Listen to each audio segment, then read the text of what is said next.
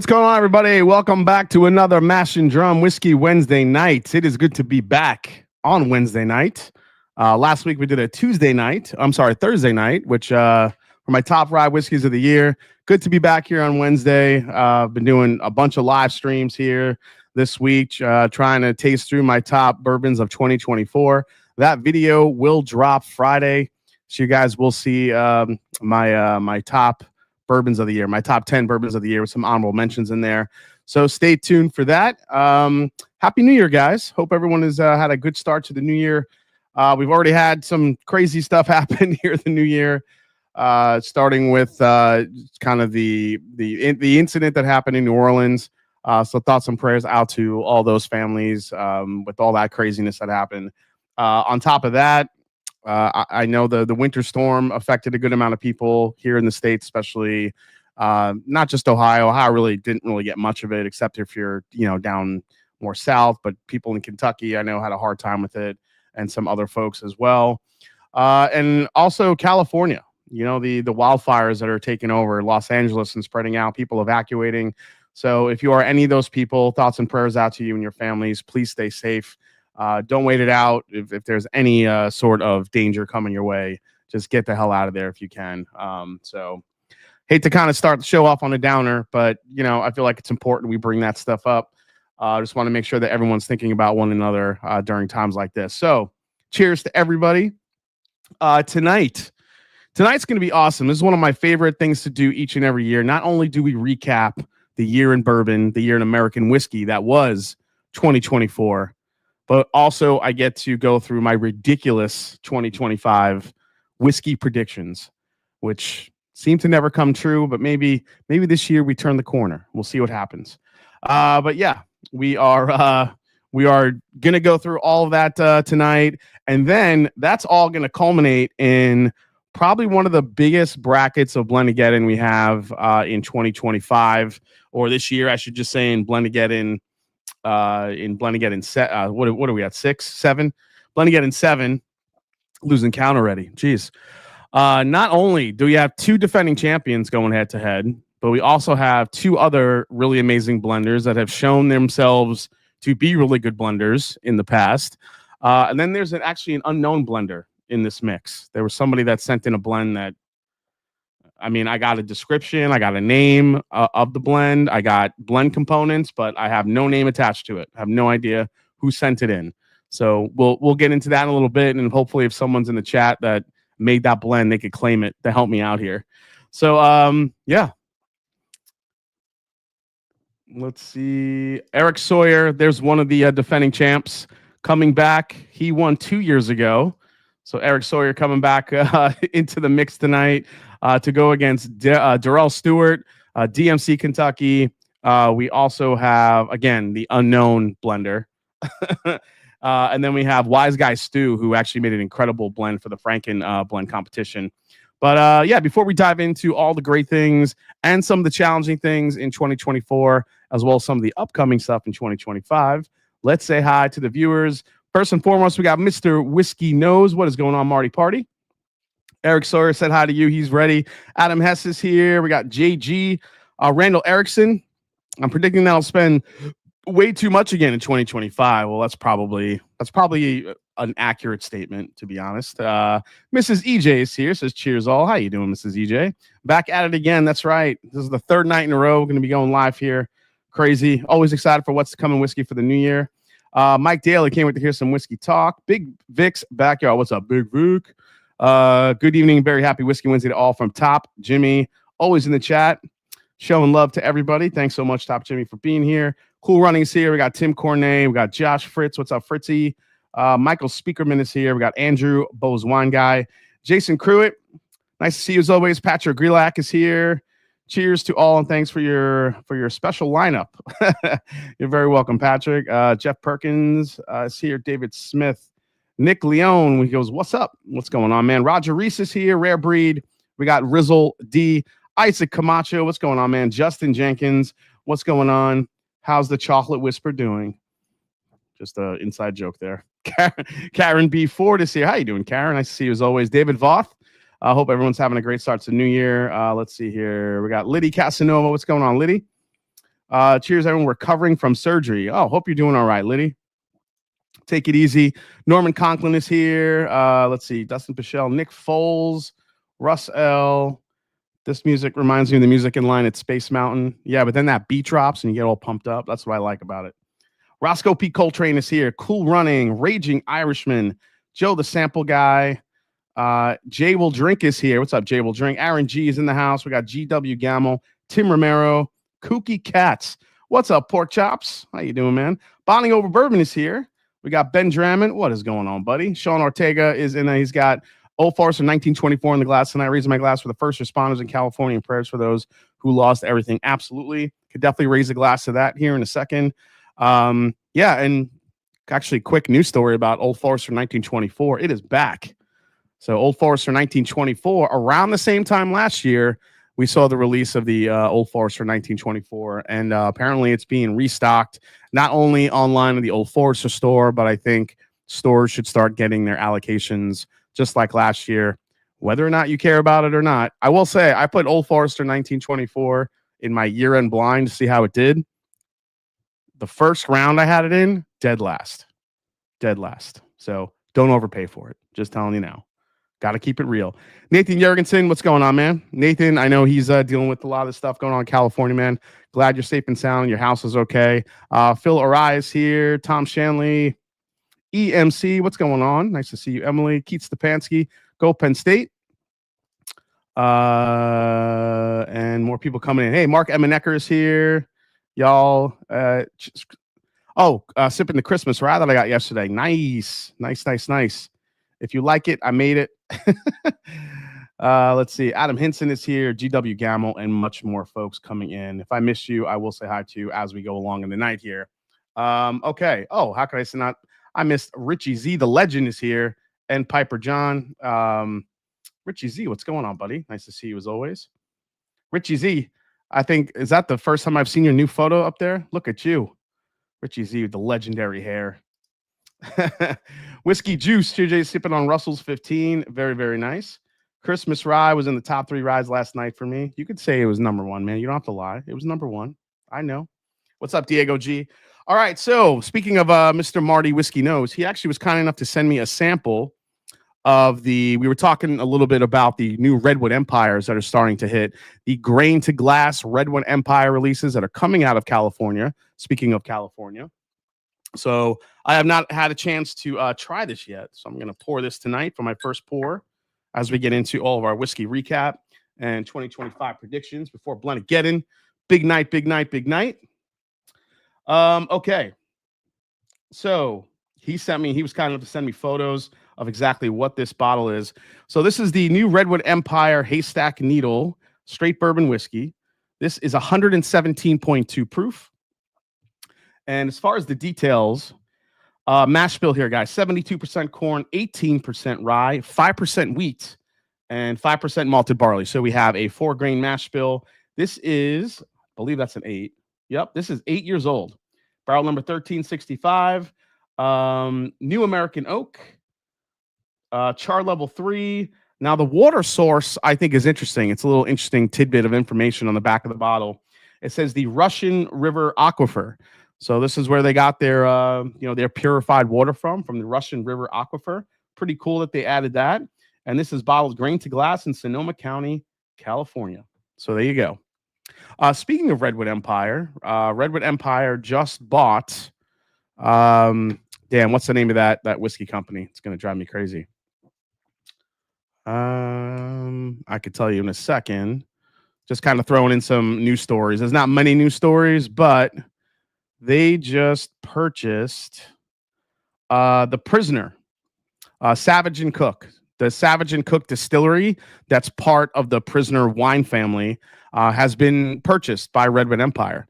So they have acquired Savage and Cook distillery from the Prisoner. So I'm sure we'll see a lot of different wine finishes now coming from Redwood Empire. Redwood Empire is pretty much well known for using a lot of different finishes, whether it be port, whether it be sherry. I'm sure we'll see some wine finishes on top of that. Savage and Cook did make a few really good finished whiskeys here and there. Thought they were a little heavy on the wine, but I guess some people like that. But Redwood Empire making moves.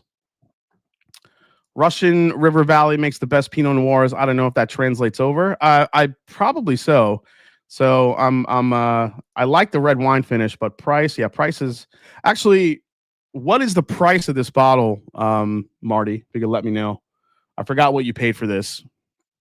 Rich Flinchbaugh, he says, not a fan of finished bourbon. I could see that. I think the finishes have gotten a little out of hand. It's just getting crazy, but I actually think it's going to get worse. So we'll see. $100 for this one. Here we go. Here we go. Let's try it. First pour of the night. 8 years old, huh?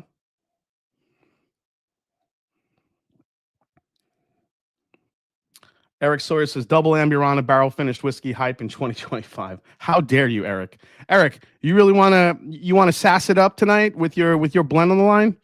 I don't know which blend is in the glass, but I'm going to try to not pick yours if you keep sassing it. It'll get sassy. Chase Simmons is here. What's up? We already have 281 people in the chat, guys. Thanks for hanging out. Appreciate that. First Haystack Nino with their own distillate. I believe I have one that's 124.2 proof, paid 120. Okay. Oh, Black Bourbon family is here. Jason and Brandy, how you guys doing? Nice to see you as always. So I do like the nose on this. It's actually pretty fragrant.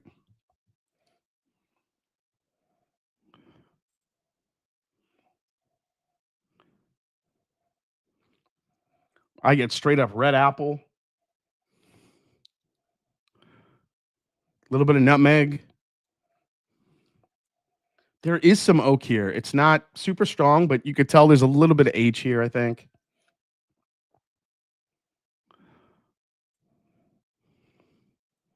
And it's got a little toffee, red apple.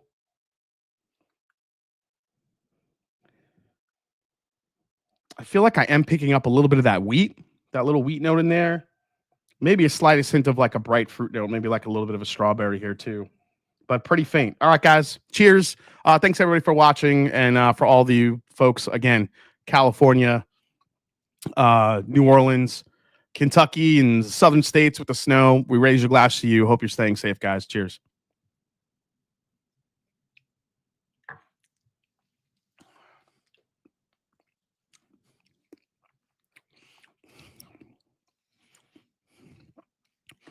This is not surprising of how this tastes. First of all, I don't know. This just could be my first pour of the day, but it came off a little hot. But man, that was peachy. I got straight up peaches and cream on the palate on that one.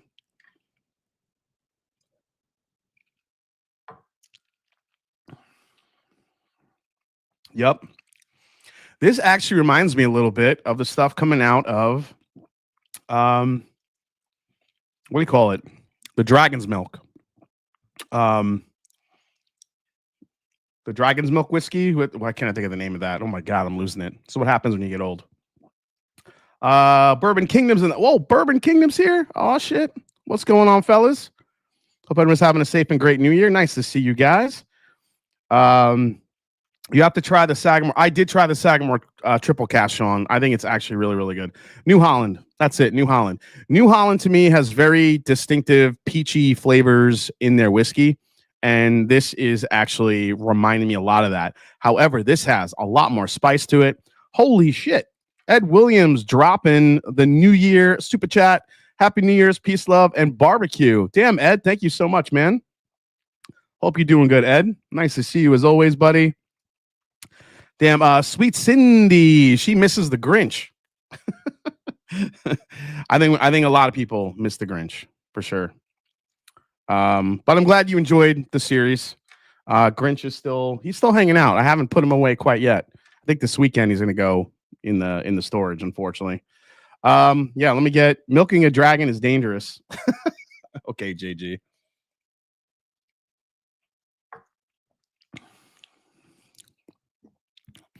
Tons of spice up front. It comes off very spicy, a little bit like prickly. Like it just has like a very astringent's not the right word. There's a sharpness to it. especially in the front of the palate. But then once you get past that spice, this thing, it's a mix of like toffee and peaches for me. 1000% agree with you about New Holland tasting notes. Yeah, man, I get peaches all the time from New Holland. Even their toasted bourbon to me was very, I think even the toast that they used brought out even more peachiness. So a lot of stone fruit type of flavors coming out of New Holland. And excuse me, I'd be curious to try more of these Redwood Empires to see if this is where they're at with their flavor profile now that we have a grain to glass type of experience now coming out of Redwood Empire, which is pretty cool. The proof on this haystack is, I think I said 117, which isn't very high, but I actually think the drink's a little bit hotter than that. Does have a very big sharpness to it. Peach like peach ring candy or actual peaches, says Chase Simmons. That's a good distinction.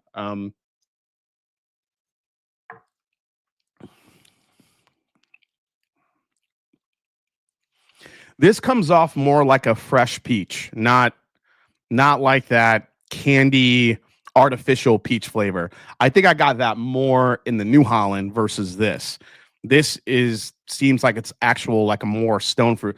Apple, peach. You could probably make a case for a little bit of pear here with all that upfront spice. This is good.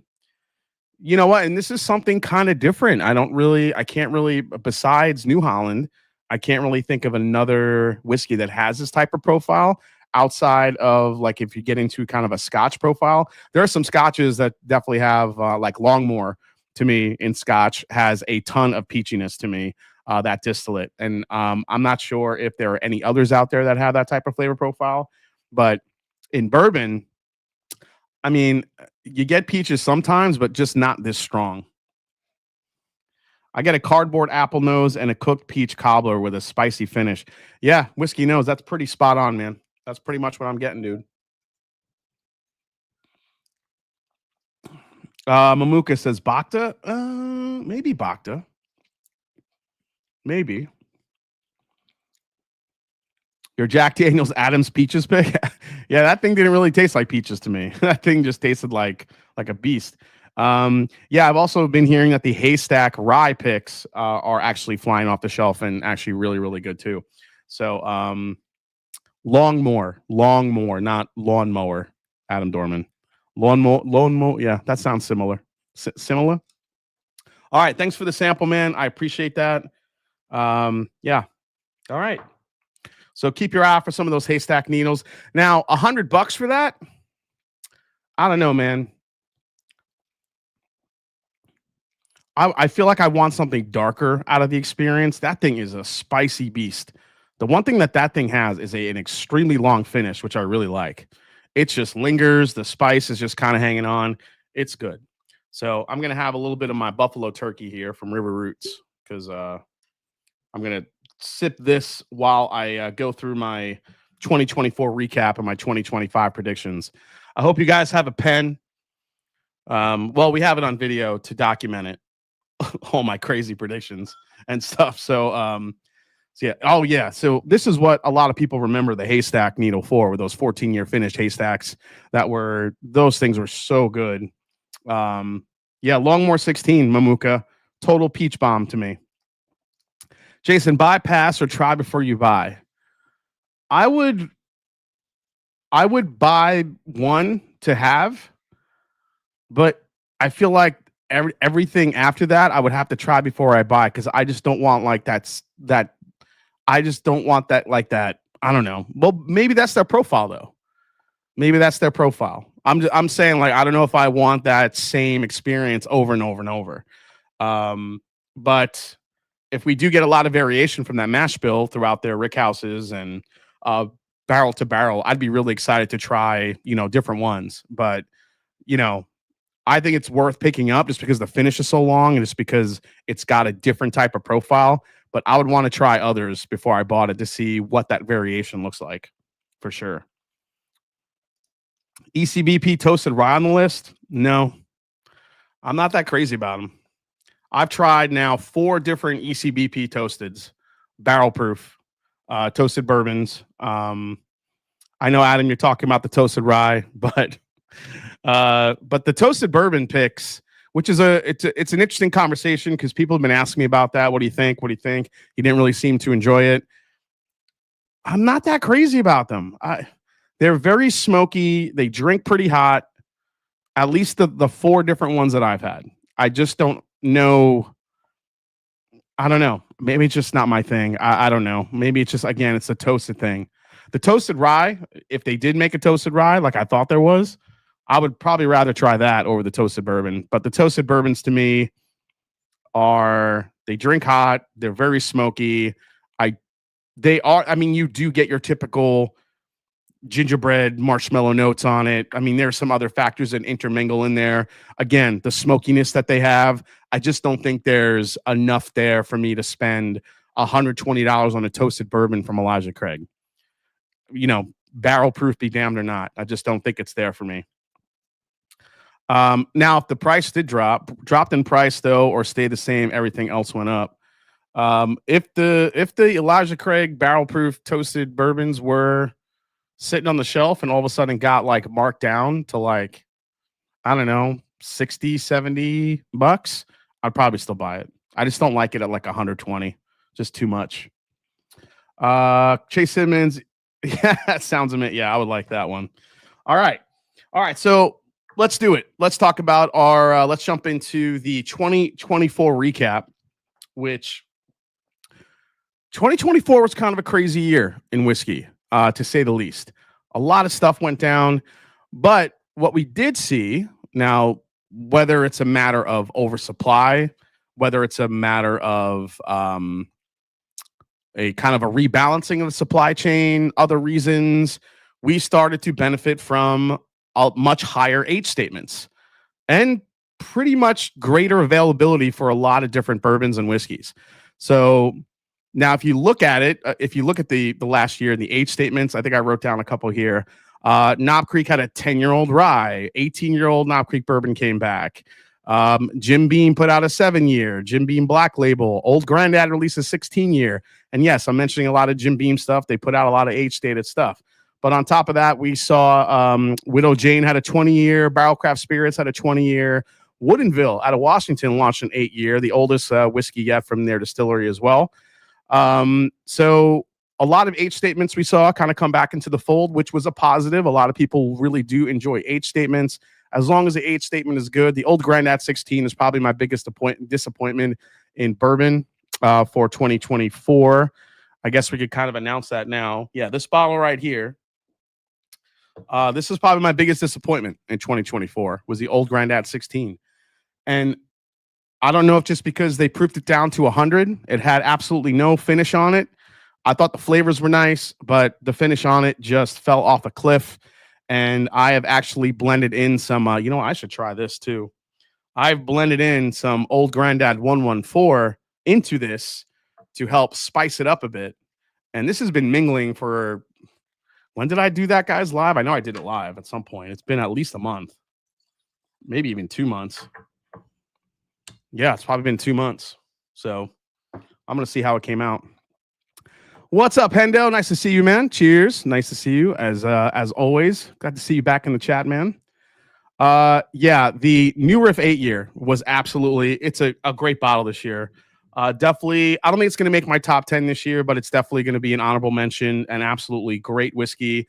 And I'm just excited to see what New Riff keeps bringing out in the future here as their stuff gets older.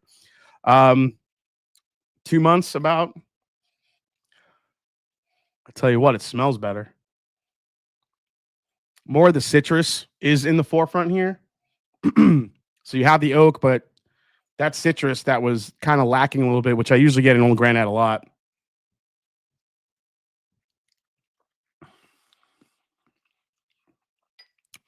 Yeah, this actually has a finish now. Is it still a little bit disappointing? Probably. But at least the Old Grandad 114 I blended in here actually gives it a finish. But yeah, I would say this and the Colonel Taylor Barrel Proof Rye are probably my two top disappointed bottles of 2024. I could probably throw the Elijah Craig Barrel Proof series in there too, just because I just thought it was a down year for Elijah Craig Barrel Proof. But those are kind of my big disappointments this year, unfortunately. But I mean, It happens every year. You have some of those bottles that just don't hit for you personally. That's definitely mine.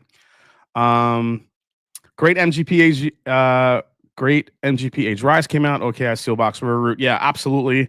Didn't really get my hands on any of those. A lot of those are really pricey. I just didn't get to find them. Sad when you need to add a $30 bottle to a $200 bottle to make it taste good. Yeah, it definitely helped. What's up, William Wiley? Nice to see you. All right, to continue with the recap. So as far as some other stuff that we had go on in 2024, while some distillers were bought and sold, there were some that also closed altogether. So in Ireland, unfortunately, Waterford Distillery just went into receivership in late November after failing to secure lines of credit just to keep the lights on. Plans for Kentucky Owl's new distillery campus, Kentucky Owl Park, as they were going to call it, were put on hold as parent company Stoli USA filed for bankruptcy. So those were kind of the two big stories that happened. You know, I mean, obviously there were a lot of different shifts in the market with people being acquired, but these were kind of the big two. And if you guys didn't really hear about the Waterford one, we did talk about it on the channel. Waterford was kind of seen as the up and coming, almost Brook Lottie of Irish whiskey, based on terroir, based on using everything local from Ireland to create their whiskeys. The problem is that it probably costs a lot to make, and that reflected in the prices. And I don't think people wanted to pay, you know, $100, $150 to $200 for, you know, a 4 or 5 year Irish whiskey. So I think that was the problem they ran into. Unfortunately, I think maybe they, you know, thought, hey, we're doing something right here, and I think they did. But I think the prices really kind of held back, and Kentucky Owl just kind of got ruined by Stoli. Once Dixon Dedman left, and maybe Dixon saw the writing on the wall, basically, you know, taking the, you know, getting out of there when he knew Stoli was going to take over, jack up the prices, give people mediocre whiskey. And that was kind of the end of Kentucky Owl, unfortunately, because Kentucky Owl was a great resurrected brand. And unfortunately, we had to kind of see its demise. What else happened? American Single Malt got its day in the sun. The federal regulatory agency ruled to officially establish and define American Single Malt as a category. The American Single Malt space includes some of the probably most, you know, differentiated types of distillers that are in the country, who have actually been fighting for the category and making American Single Malt for all these years. I still don't think American Single Malt has really caught on quite yet. Maybe there's some signs that could shift a little bit here from 2024 to 2025. But the creation of an official category can help a product enormously. And so we could see a little bit of an uptick in sales and interest in the American Single Malt category now that the government has given it its fair share of well, I should say enhancing the product's meaning to whiskey lovers by giving it an official category. So that happened. Wild Turkey, my favorite distillery, celebrated Jimmy Russell's 70th year in whiskey. It also opened up the newly revamped visitor center in his honor. 90th anniversary of bourbon making in Claremont came from James Beam Distilling Company. They added that to the visitor experience. Some big milestones at Wild Turkey and Jim Beam this year. Also, what else did we see? Whether you find this good or bad, celeb whiskey isn't going anywhere. In fact, it might just be getting, however you want to look at it, it might be growing or getting worse. Beyonce joined the whiskey fabric back in August with Sir Davis MGP source rye, mash bill of 51% rye, 49 malted barley, blended by Bill Lumsden of Ardbeg and Glenmorangie. So a good pedigree behind that one. I'm not sure how that thing is selling, but the bottle was nice. Country music star Dierks Bentley came out with his own whiskey called Row 94, which was sourced by Green River. And then, of course, we can't forget Chris Stapleton's release of Traveler whiskey in partnership with Buffalo Trace Distillery, which I think in some circles probably sells really well. But for the whiskey enthusiasts, it's just too damn light. So I also think kind of an under the radar. Oh, wait, let me go back to the chat here, see what people are talking about here.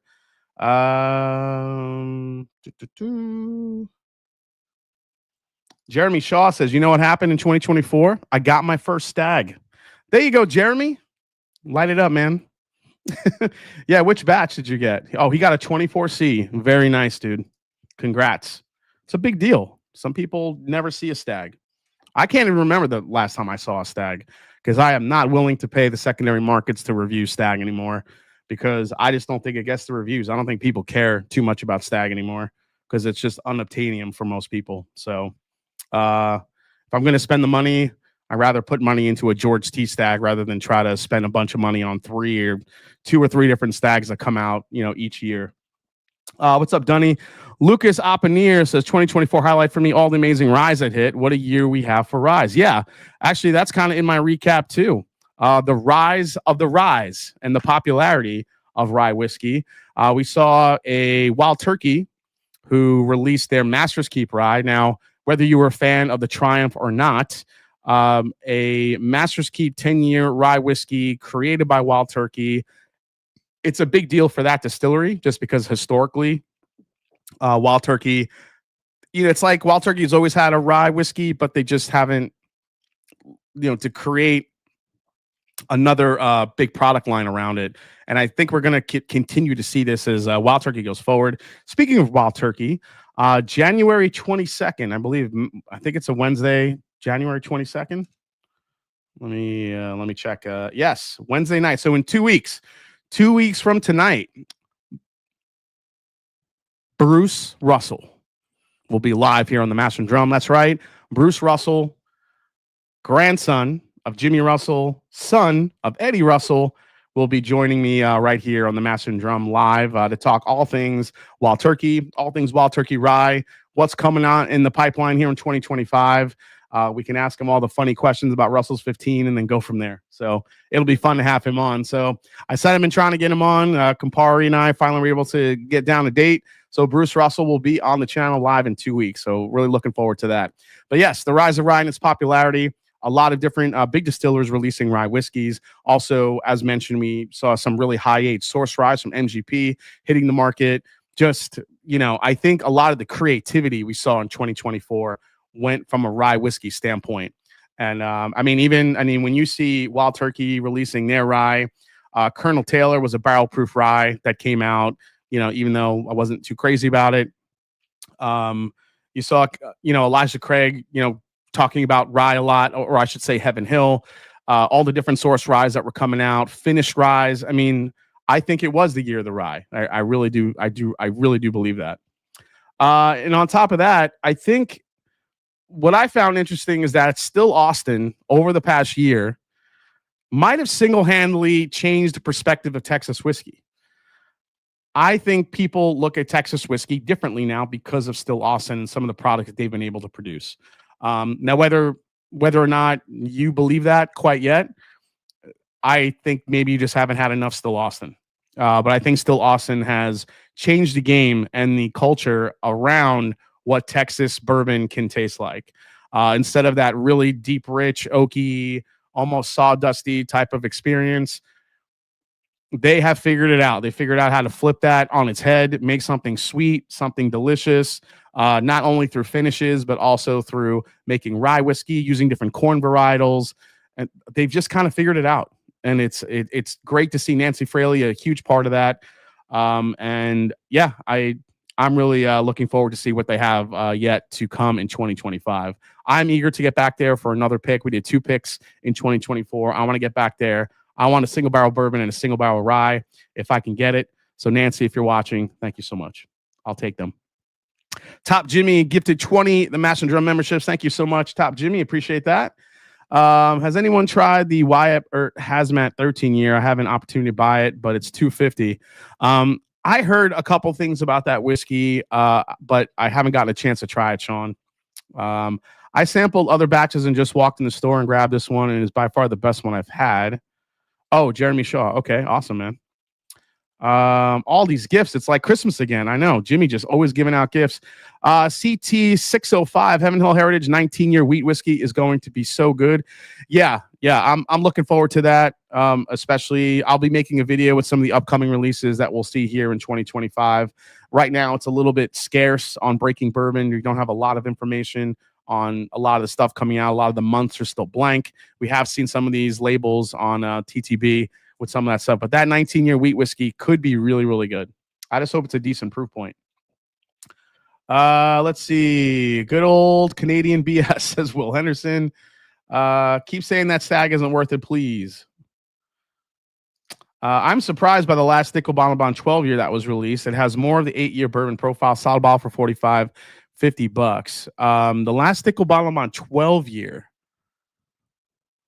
Oh, the blue label. Yeah. I actually bought that bottle, I think. I think I bought it. I think I did buy it and tasted it live here, and I would agree with you, Travis. I think it did have a little bit of a younger profile, which lends itself to more of those Flintstone vitamin notes. Those higher age George Dickel whiskeys with the higher proofs, I think are absolutely just still so underrated. I think people just see George Dickel and they're ready to run away. But you see a 16, 17-year George Dickel single barrel at like 110, 108 proof. They could be really, really good. Obviously, it depends on the single barrel, but some of those are some of the best values you're going to find.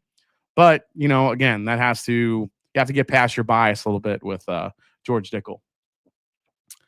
Yeah, got Bruce Russell coming on. Gobble till you wobble.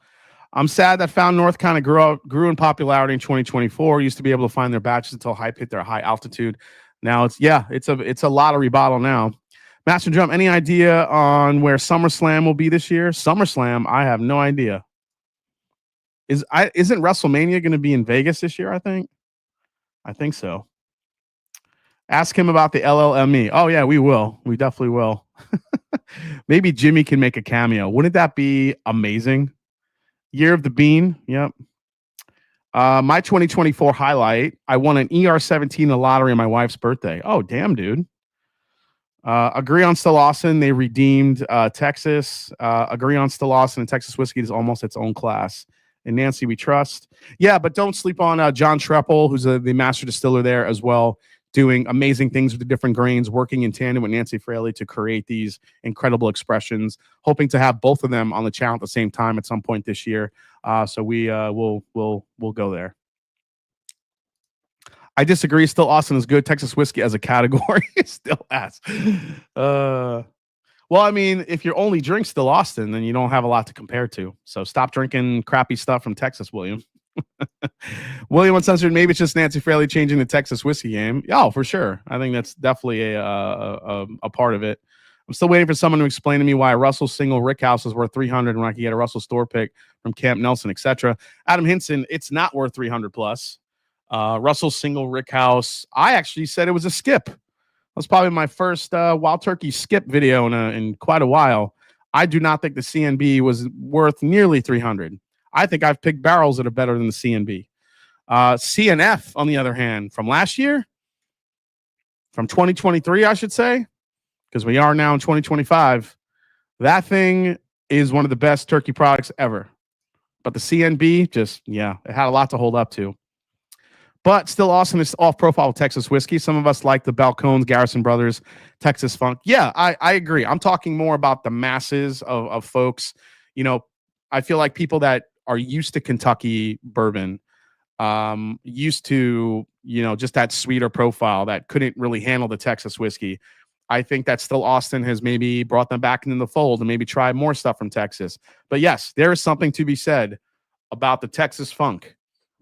Some of it is really good. Some of it is really funky. And some of it is not great at all. It just depends. But I agree. Balcones, one of my favorites, just pretty much making single malt now, which is really good stuff. Garrison Brothers, I know a lot of people are big fans of. Garrison Brothers is probably like the ultimate like Texas whiskey profile. I mean, that is in your face. That thing hits hard. Rebecca Creek, great Texas whiskey as well, especially those Spanish ones, the Spanish Oaks. Got another super chat here from Rich Flitchbaugh. Agree with you on Still Austin, Texas bourbon. Texas bourbon deserves its own class. Okay. Jason Niggle, 11 year. Yes, the 11-year bottle and bond was definitely minimal on the minerality. I totally agree with you, man. Ask Russell about the 15-year Buffalo Trace turkey juice. I will, but I think we've kind of figured that out at least a little bit. Apparently, it wasn't really, I love Rare Bird, but he always has to come in and ruin our fun stories with the truth. Oh man, we have 400 people watching right now. That's awesome. Okay, watching from Tampa Bay says, "Hey MK3 guy, what's up going on?" SB Romy's here. Tom Morrow's here. What's going on, fellas? All right, we got a big group coming in here. All right, let's get back to the recap. Now, we did have some positives. There are also a lot of controversies and downturn in the outlook of American whiskey, unfortunately. I mean, everything from laser code controversies to the Russell's 10 LLME, MGP cutting back on production, and even the MGP CEO stepping down because of, I guess, kind of falsifying or, I guess, leading on the investors to thinking that everything was better than it was at MGP. So there was a lot of that went on in 2024.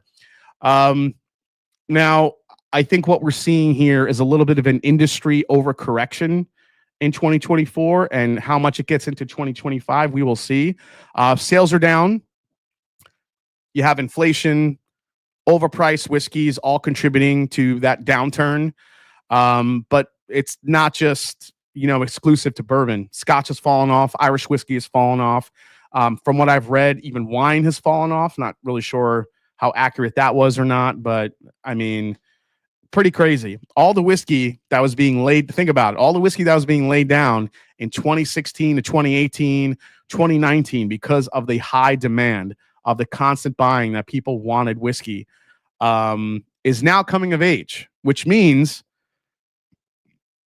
if we do hit a downturn, which we are kind of going through right now, if people are buying a lot less, where is all this whiskey going to go? Where is it going to go? Who's going to drink it all?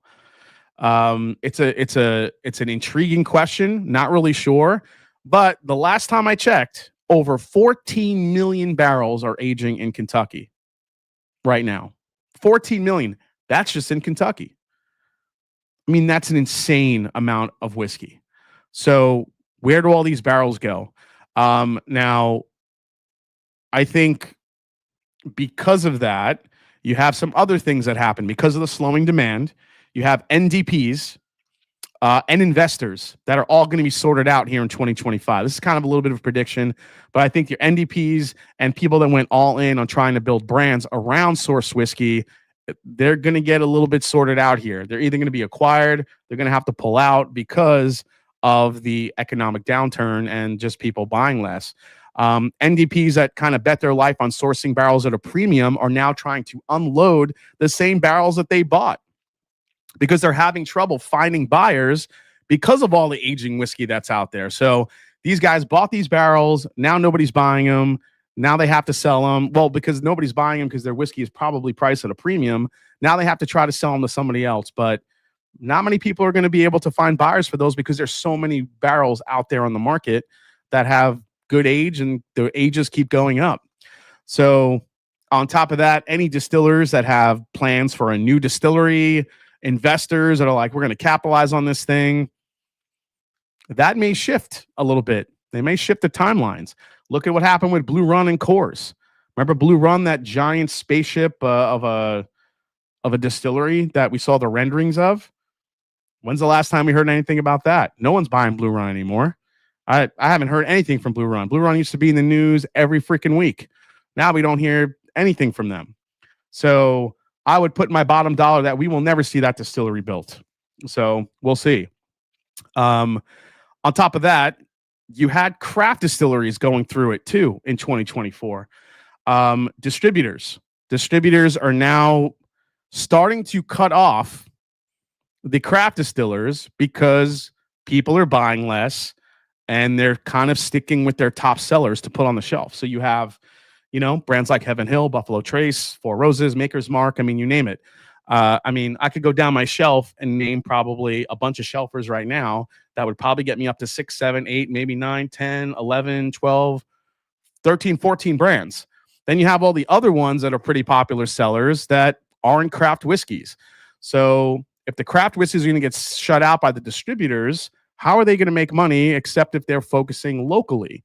Now, whether they focus up locally to sell their brands, make something unique that gets some notoriety, starts getting traction, starts getting people to that distillery.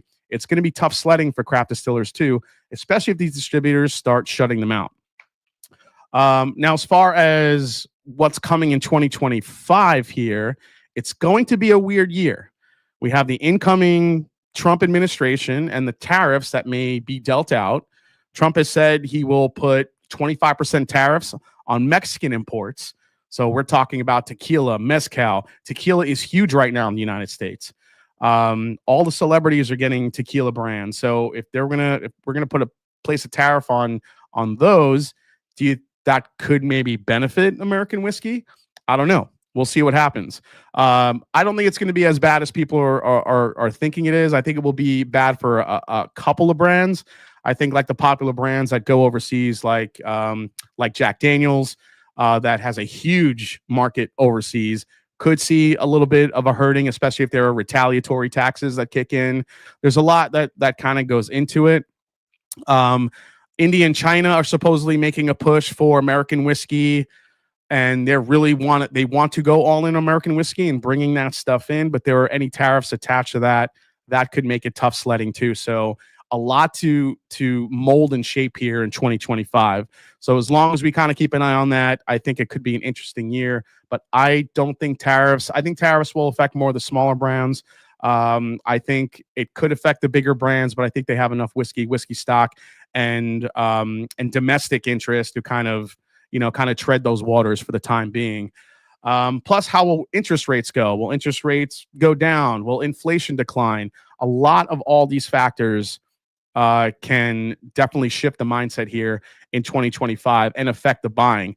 As far as prices, though, I think prices may come down slightly on LTOs because of the high-aged barrels that will be available. We just talked about all the different barrels that are going to be coming out, all the different high-aged barrels that are sitting there aging.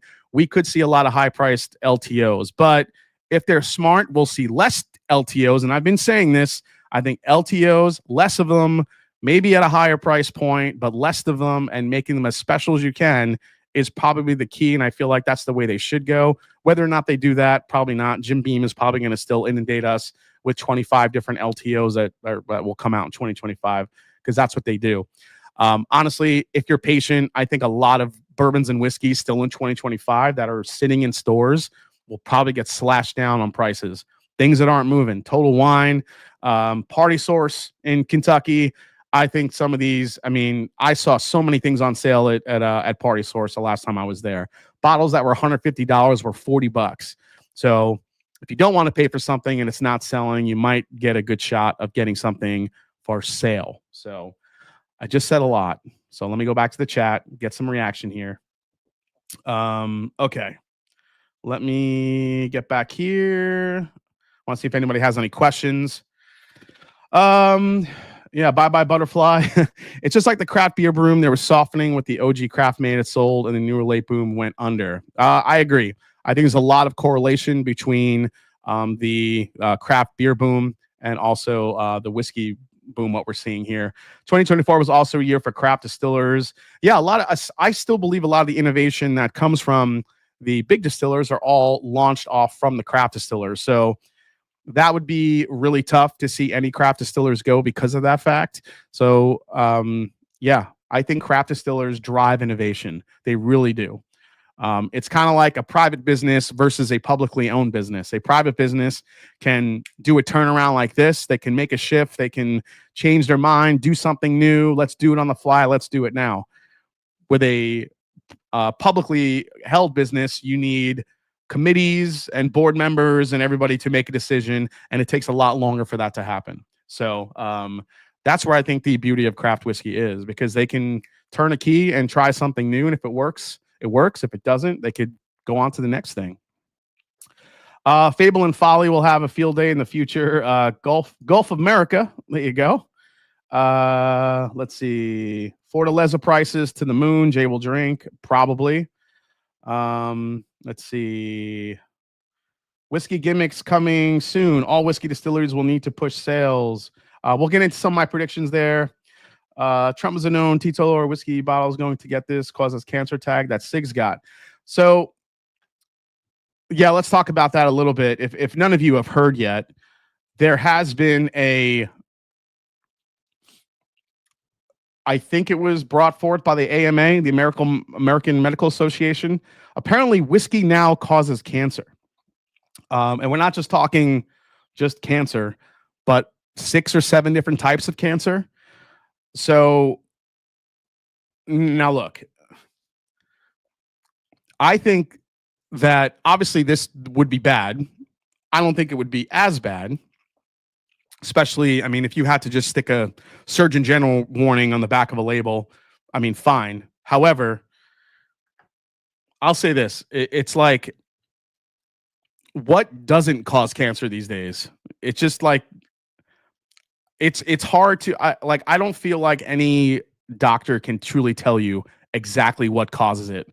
I think there are a lot of different things that can cause it, obviously, but to say that whiskey can cause 6 to 7 different types of cancer, and then you, at the same time, you have so much weird shit and food that's out on the market that has so many different unhealthy things in it that get pushed upon us, yet we're going to aim at whiskey as far as like the thing that's going to cause cancer.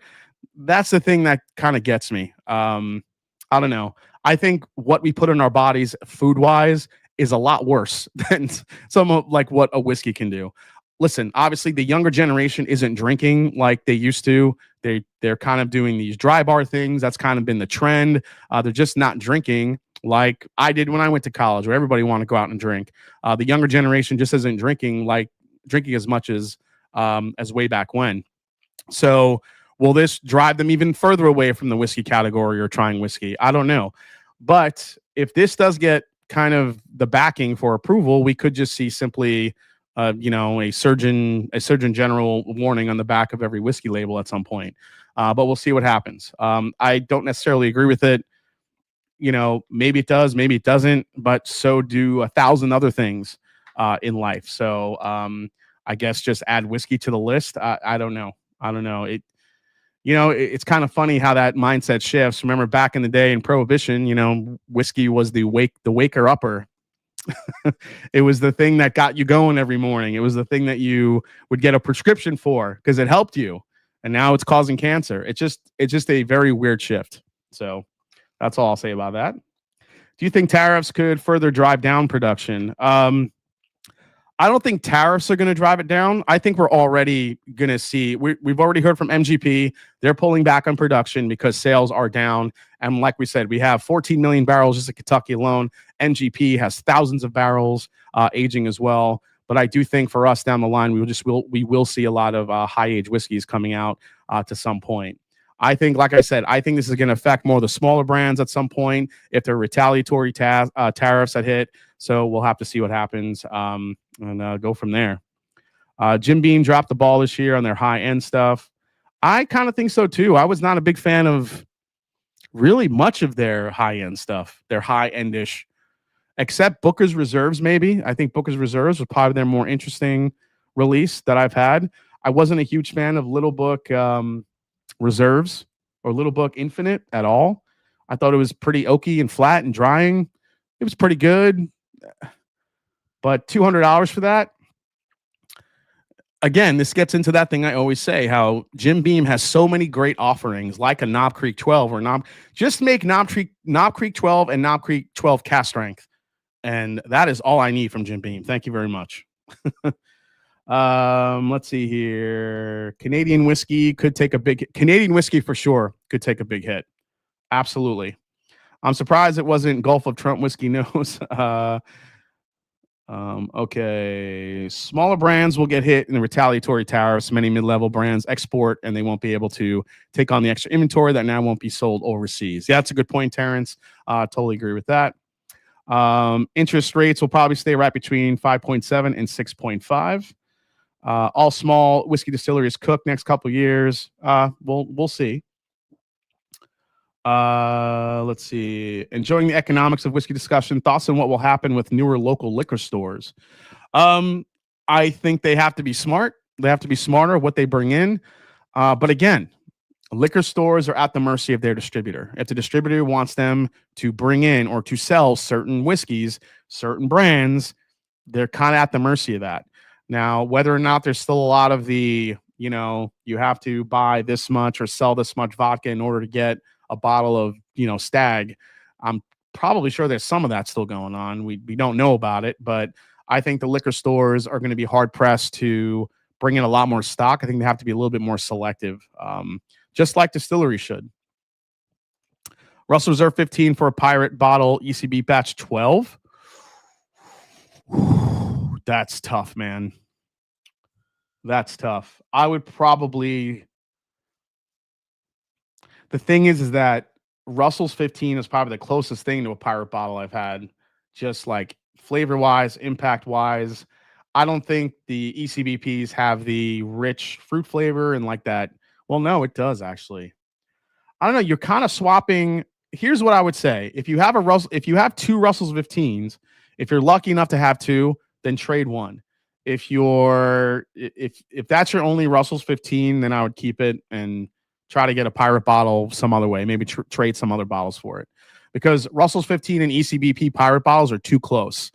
I would gather up a multitude of bottles and see if you could trade for it. That are not Russell's 15. That would be my advice. Let's see here.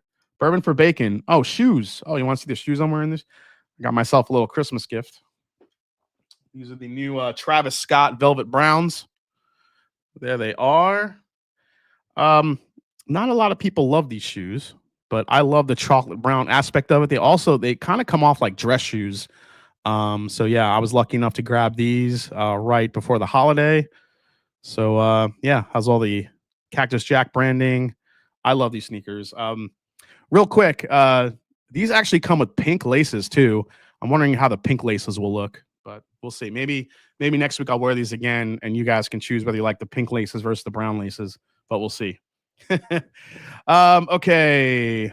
What else? What about Knob Creek Cask Strength making a comeback? Yeah, we're gonna get into that. I know the chat is zooming here. 426 in the those look black. Yeah, Martel, they're actually like a chocolate brown. Kind of like them.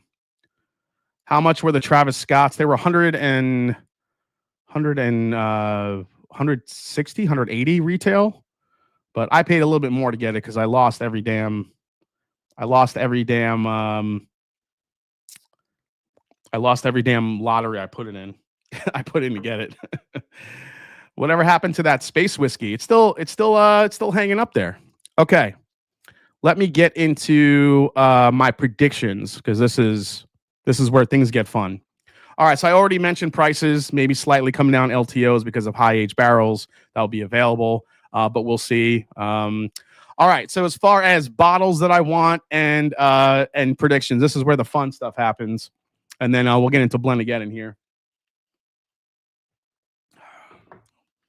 I'm gonna have a sip of my River Roots.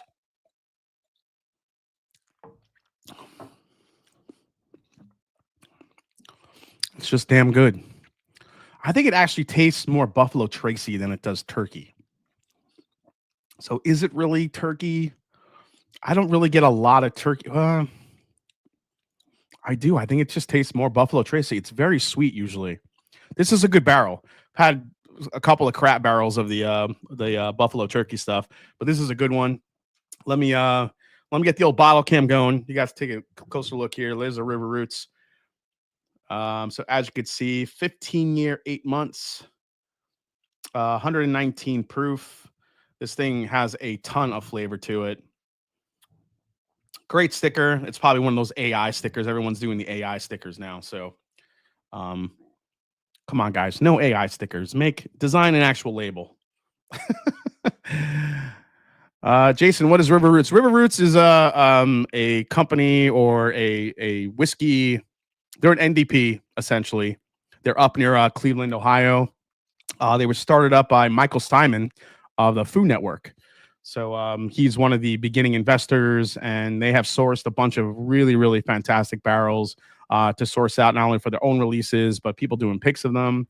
I think Cam from Drums and Drams has done a bunch of picks from them. And I've seen some other picks kind of hit the market from them as well, but they do some bottle shop releases, which was this one, but they're pricey. They could get anywhere from like $200 to $300, so it could be a lot. Let's see here. Okay, so let's get into this. So as far as my actual prediction for 2025, I think we're going to get more gimmicks because the market is so tough. What happens? People freak out, and we see some really weird shit. I think we're going to see more gimmicks, flavored whiskeys, sweeter whiskeys, and lower proof whiskeys. Not that barrel proof is dead, but I think we're going to see some lower proof, a lot sweeter. Because, I think, again, as I mentioned earlier, the younger generation is drinking less. But how do you get them to drink more? Maybe you offer them a lower proof whiskey that's really sweet, tastes like candy, finished in friggin' Fruit Loops barrels, Lucky Charms barrel. I don't know what you have to do, but I think things are going to get real gimmicky in 2025. We're going to see some really weird shit. And I'm not saying it's going to come from the big distillers, but I think we could see a lot of just really odd stuff. That's one of my predictions. Higher age statements and more age statements. Like I said before, I think this just ties into all the barrels that we have aging. I think we will have higher age statements that we're going to see from different brands. We already have the 8-year turkey that's going to be hitting. Heaven Hill's been putting out a lot of age-stated stuff. So I think age statements are going to be a big part of 2025 as well. I think why not? If you have a barrel that has a high age on it, use it to sell it. Now, how the price point correlates with those high age statements, we will see. Like I said, a lot of factors will go into that, but we'll see how that affects the whiskey price. Another one, and I think we saw an inkling of this in 24, but CBD infused spirits. We did see Dark Arts Whiskey House actually make a CBD infused whiskey, I believe, and I think we're just going to keep seeing more of this. I think as the federal regulations get wider, states start adopting the legalization, I think we will start seeing more CBD being infused into whiskey each and every year as we go forward. MGP will finally get their marketing right. I think because of what has happened recently with MGP, I think this is going to bring on a big shift in what their marketing and their messaging is. I think we see hopefully an MGP visitor center where people can actually go and visit the whiskey, learn about it, see the history. It might be far-fetched to wish for that here in 2025, but I know they want to do it. But and maybe it'll be kind of an infusion of money they need. I don't know. Like, MGP makes a lot. We got to remember, MGP doesn't just make whiskey. They make a lot of different solvents. They make different things for like household cleaner. I mean, they make so much stuff. So whiskey is a big part of it, but not the whole story for MGP. But I think MGP has been wholeheartedly missing that piece of a connection to the consumer, because now when consumer sees MGP, people are just kind of like, oh, it's another MGP. But I think MGP has an opportunity to kind of shift that mindset and say, well, don't worry about getting it from an NDP. You can get it directly from us, and here we go. So we'll see if that happens. I've already talked about maybe seeing less LTOs. I don't know. Like I said, Beam might be immune to this, but I don't think that bourbon producers in this day and age should be releasing just a constant amount of limited time offerings, especially if your limited time offering, be honest with yourself. If your limited time offering is not it's not better than what you have on the shelf, or not astronomically better than what you have on the shelf, do not bring it out, because it's just going to cause more, discord in the whiskey community, because we've just seen too many limited time offerings that are mediocre. And it's kind of become a thing now. It's like, we see these different press releases. It's like, here we go. Now we're going to see the same press releases for the same whiskeys that come out each and every year. And I get that part. You're going to have your birthday bourbons, your BTACs. You're going to have whatever the Heaven Hill Heritage Collection bottle is going to be, even though those are different each year, which makes them interesting. But you're going to have those each and every year. I'm talking about the other ones that just kind of pop up. Something for like $150, $200 from Jim Beam, for example, that they just kind of put out there. Like, make sure that shit is better way better than what you're putting out for your regular releases. That's all I ask.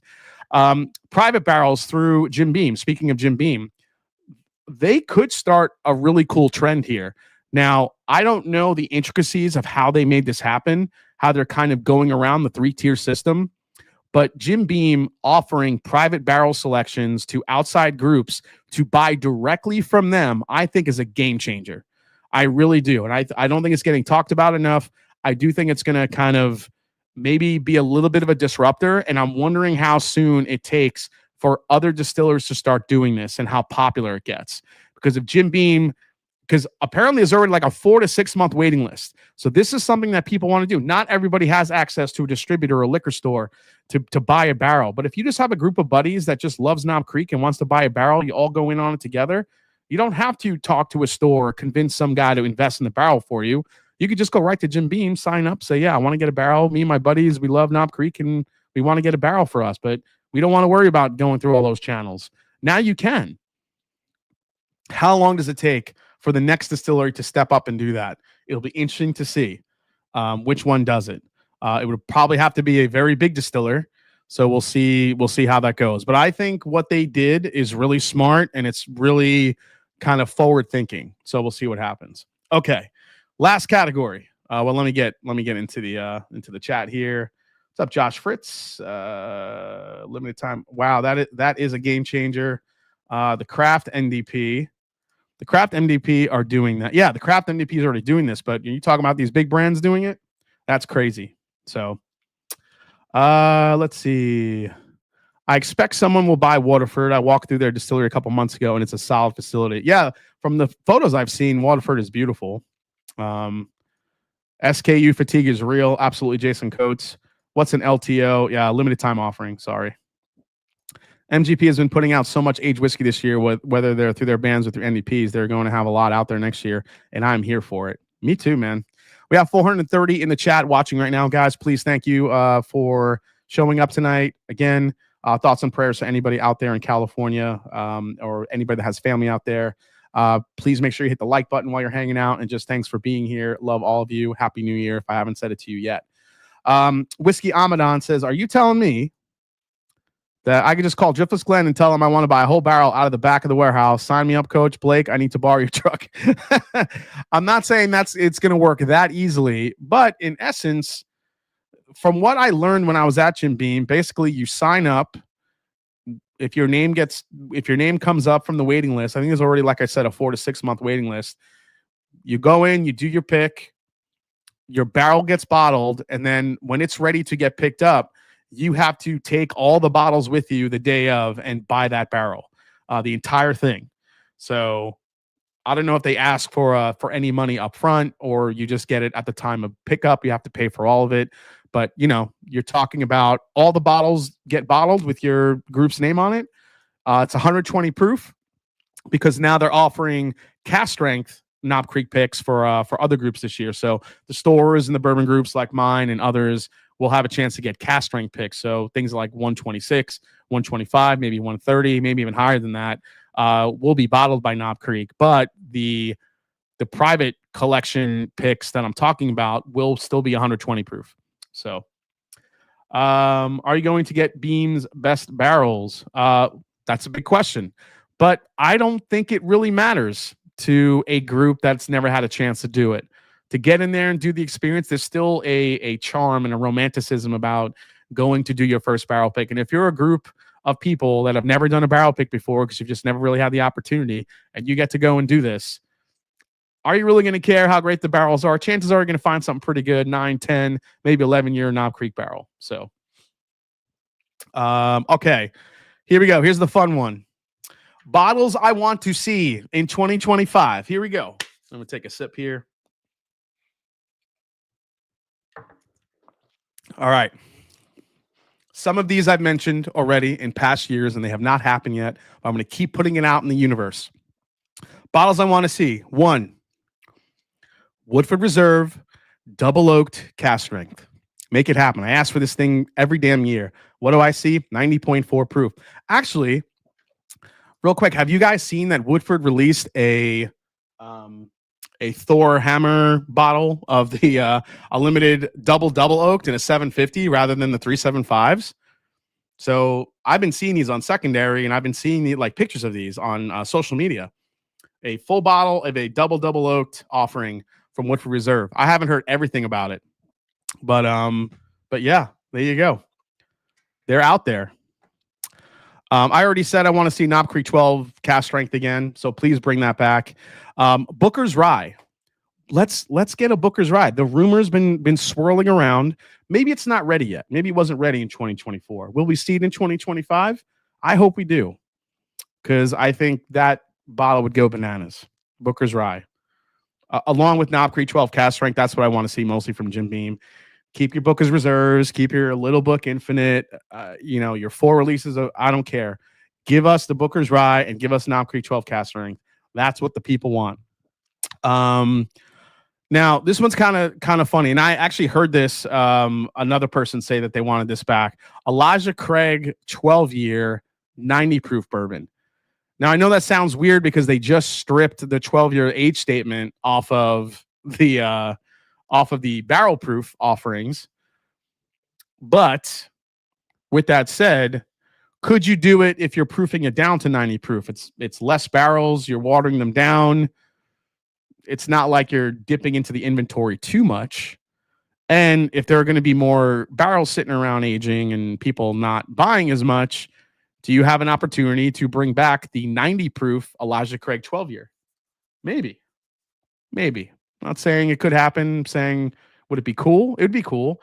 I drink the hell of a 90 proof Elijah Craig 12-year. I used to own one of those a while back, and it was just really delicious bourbon. So we'll see. Let's get the Old Crow Chessman back. A 10-year Old Crow bourbon in like a newly designed 2025 Chessman set. Would love to see that. People would go apeshit for that. Make Old Crow great again. Let's go. Let's do it. Would love to see that. I would also like to see Wild Turkey bring back the cheesy gold foil, the modern edition. Listen, you're bringing out Russell's 13. You're bringing out Russell's 15. Wild Turkey cheesy gold foil was 12 years old. Now, will it taste the same? No, but I'm betting that Jimmy, Eddie, and Bruce could probably blend something that tastes kind of like a throwback. Russell's 15 was kind of a throwback. Let's bring back the cheesy gold foil tube, the sticker, everything. I want all of it. Let's bring it back to the States. Let's go. Let's do this. Okay. Another thing I want to see is collabs. I would actually like to see different distillers working together to create something different. I think collaborations, and maybe this is probably part of my sneaker culture that I love. You see a lot of different collaborations between designers, musical artists coming together and doing collaborations to design their own type of shoe. And while we see that kind of with celeb whiskeys, that is not what I'm talking about. I'm talking about Buffalo Trace and Heaven Hill doing some sort of collab together, like a George T. Stag or a Stag barrel, or a Stag whiskey that was finished in an Elijah Craig barrel or something like that. I don't know, something crazy. I think there could be some really creative things that could happen with a collaboration between some of the big distillers, like taking the wheat whiskey that Heaven Hill makes and throwing it in a Four Roses OESK barrel. Like, why not? I mean, I know that kind of maybe breaks the rules of some kind of proprietary information, but I think that could be kind of cool. I think that could be kind of fun too, and would kind of infuse some more curiosity into the bourbon market. So, well, Barrel King does that, but they're mostly taking like MGP and throwing it in like Weller barrels and stuff like that. And I get that part of it. And while that's cool, I think if the big distillers got together and they took their own stocks, what they have, something like really high age, or I don't know, and just created something universally together, I think that'd be kind of cool. Let's see. Michter's American Cast Strength. Been asking about this one for 2 years. I know Dan McKee was on the channel. He wrote it down. I want this thing to happen. I want the Michter's American Cast Strength. That thing tastes like straight up butterscotch vanilla ice cream, and I wanted a cast strength. Let's do it. Come on, mixtures. Let's do it.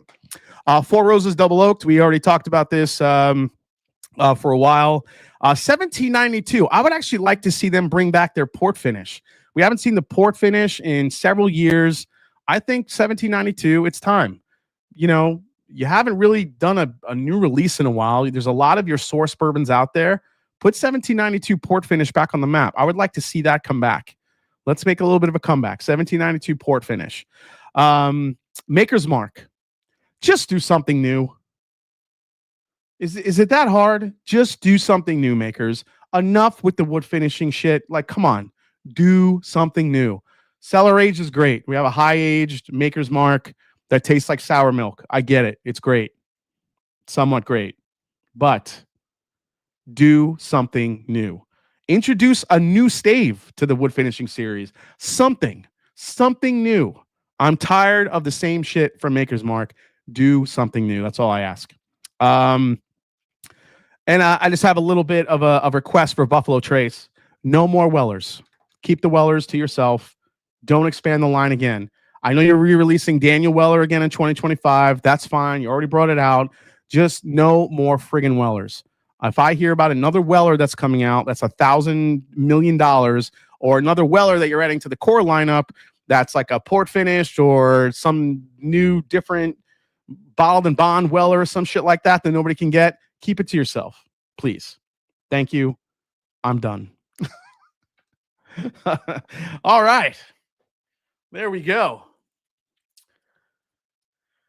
They're expanding Taylor now. Well, yeah, Taylor has like 2 or 3 new releases coming out for EH Taylor. But I mean, yeah, I think people are interested in that, but just no more Wellers. I can't make with the Wellers. Weller equals down. Makers is yawn. Sour milk. Why do some distilleries don't offer some other stuff for public release? I mean, some of them are. You got to remember, some of them are kind of test market bottles, Robert. They're not always made to be a universal release, especially from the big distillers. Remember, a big distiller to do a wide release, that's a lot of whiskey. So sometimes they just do it. 2025 prediction or rants? Amburana stave makers.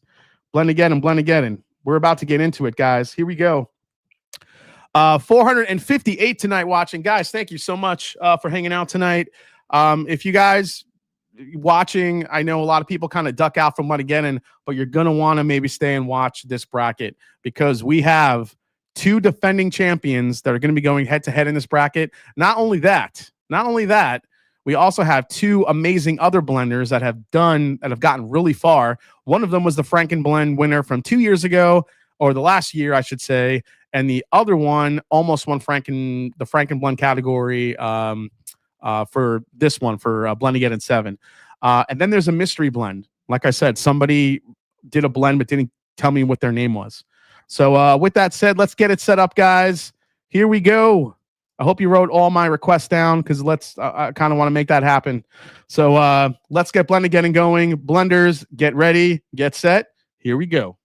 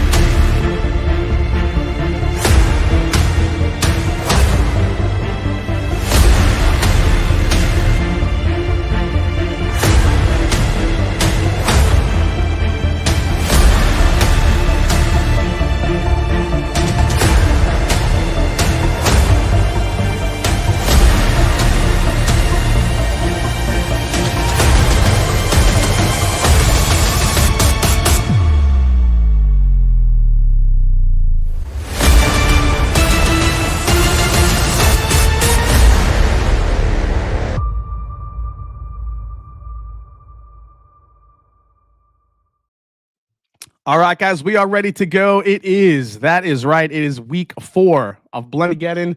Let's get into the bracket here so I can show you guys how this is shaking out. First and foremost, thanks for all the blenders that got into the game here tonight and all the blenders that got into the tournament. There is the full bracket. Right now, we are through week 1, week 2, week 3. This is week 4. Here's a close-up of week 4. As you see, a blend called Long Ride from an unknown blender is there. So if you blended Long Ride and you're watching, please let me know in the chat that this is your blend. I would highly appreciate it. We have Hard Times from Run DMC Kentucky. We have the Encore from Darrell Stewart. The Encore meaning Darrell Stewart is our defending champion from Blendageddon 6. So he is back in the mix, hoping to repeat as champion. We have the Amalgamation of Einstein from Wise Guy Stu, one of the best names in the bracket. And don't call it a comeback.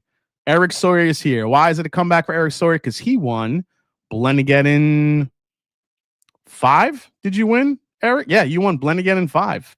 He won the 5-year anniversary year. Eric Sawyer just killing the competition with his blend. He took off for Blendageddon 6, but he is back for Blendageddon 7.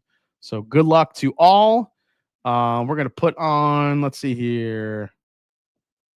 Yeah, Long Ride. Did anybody do Long Ride? Did that mystery blend have a return address from Colorado? I did not see. There was no name on the label. I'm actually kind of scared to drink it because I don't know what the hell's in it or who sent it in, and it's a little bit scary.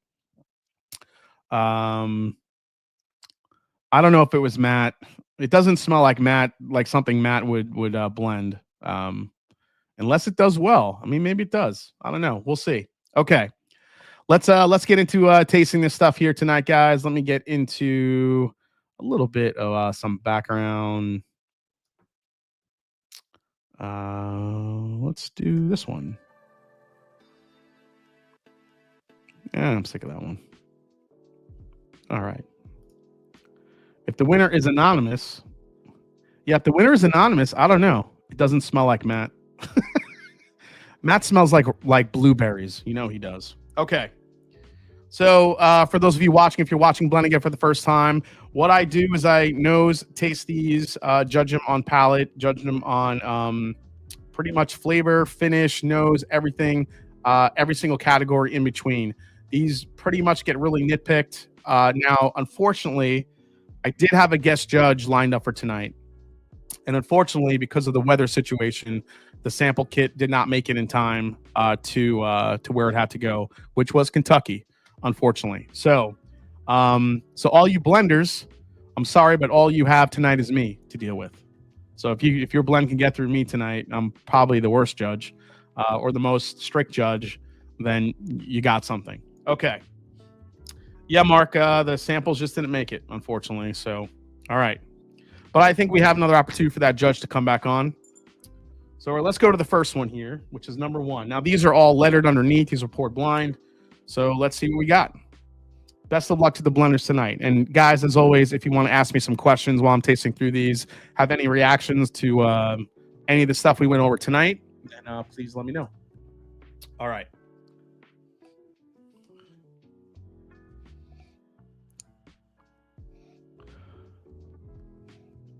Guest judge Chad? No, it wasn't going to be Chad.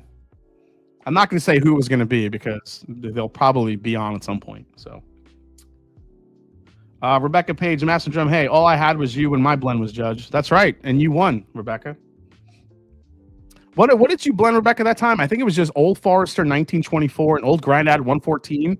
Was that correct? I think that's all you. That's all you did. Okay, first one here.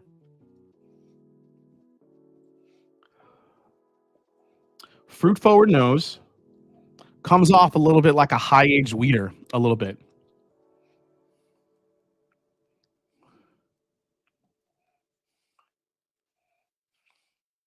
Oh, man.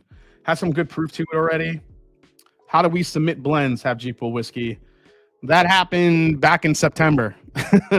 I put out a video, and there's a entry form and all that stuff. You can't submit blends now, but next year, if you want to submit, you can. Old Grandad 16, what would be the most you'd pay for it, Jason?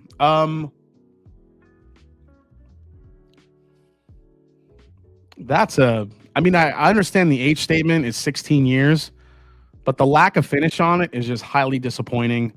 I probably no more than $120 for it, maybe even $100.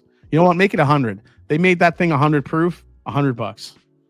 If that thing goes on sale, it could be a great bargain. But for like $200, 200 plus with tax, no way. Big disappointment this year.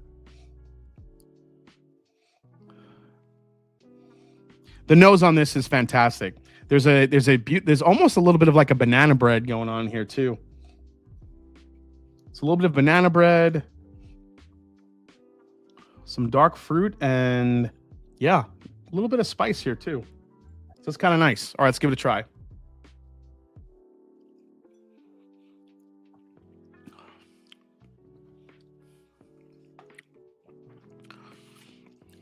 This is going to be tough.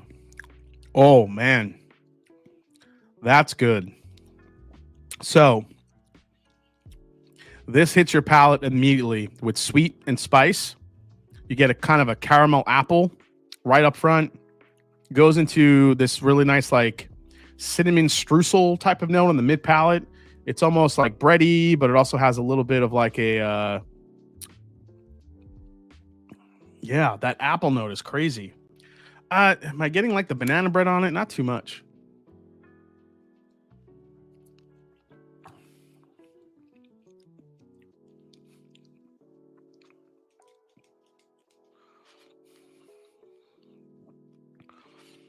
It's so sweet on the back end. It almost gets into like a maple syrup on the back end too. This thing is crazy. This is the first one. It's got this very rich fruit characteristic. It's so syrupy. This tastes like a really high aged wheater to me. Like it's a high because it's super sweet. It doesn't have the longest finish in the world. It drinks easy, but it's extremely velvety. It just blooms on the back of the palate. It's got so much going on. Different flavors keep kind of popping up. That's the first one, and that's going to be already tough. Okay. Wow. All right. So let's see.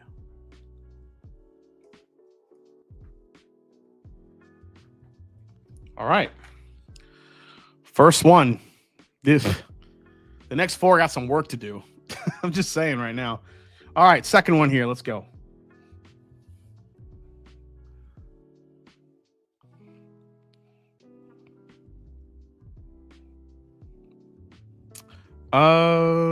Let's see. I think I saw a question pop up. The Mash and Drum. Is this the Frankenstein blend? This is American whiskey.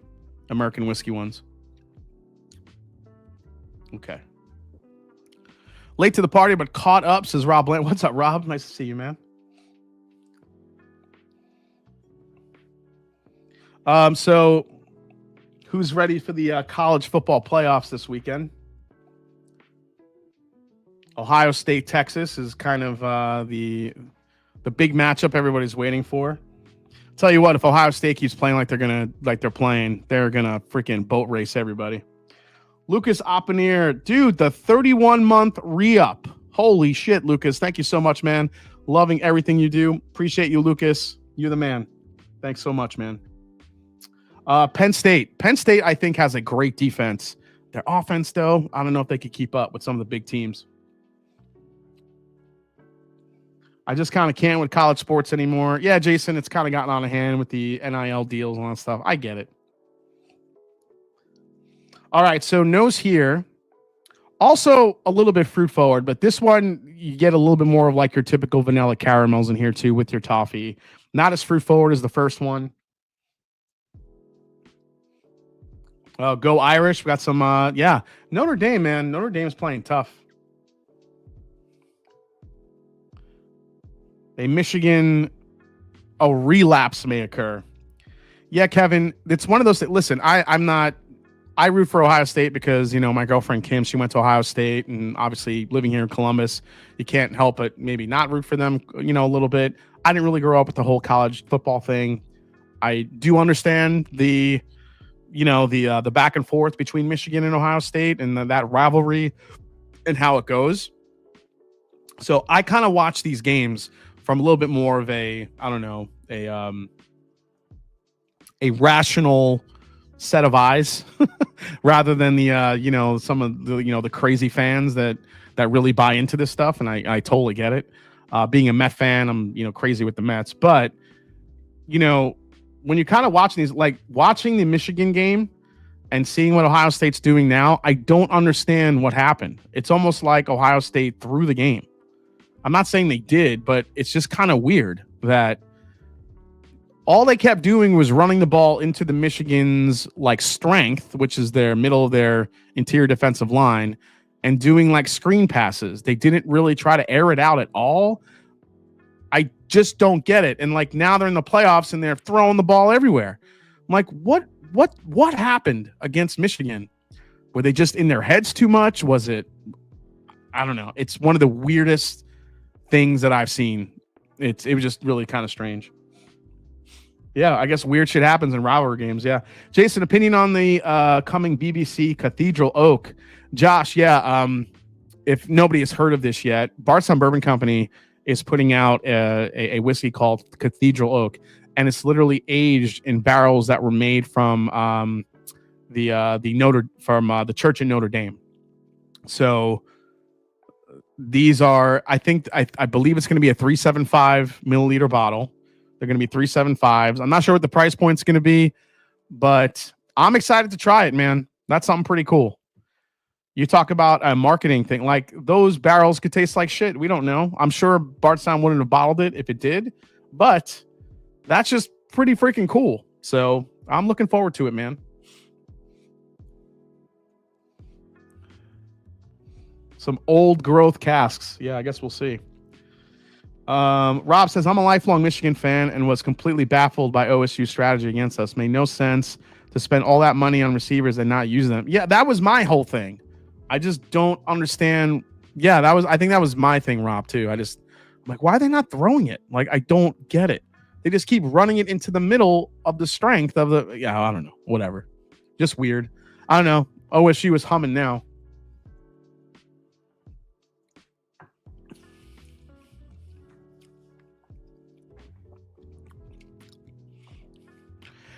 This blend is coming off to me like almost a little bit like a wild turkey. I'm getting a ton of citrus. I'm guessing there's either turkey in here or MGP because it's giving me those really heavy orange vibes, like orange creamsicle. Matthew M says, great live as always. Just curious. I paid $400 for the GTS 2024. This is the most I paid for whiskey. Excited to finally try it, but just find it crazy to spend that much. Your thoughts, JC? You got yourself a damn good GTS, buddy. I'm not going to reveal my top 20 now, or my top 10, I should say, but I'm going to say right now that GTS for 2024 did very well this year, or for 2024.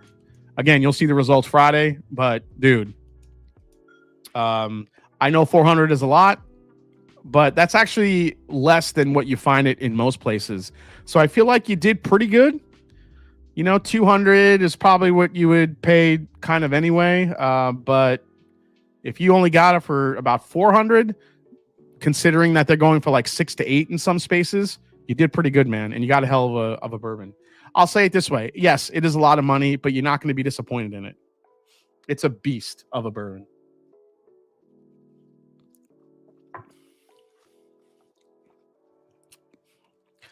This is straight up lemon lime orange soda.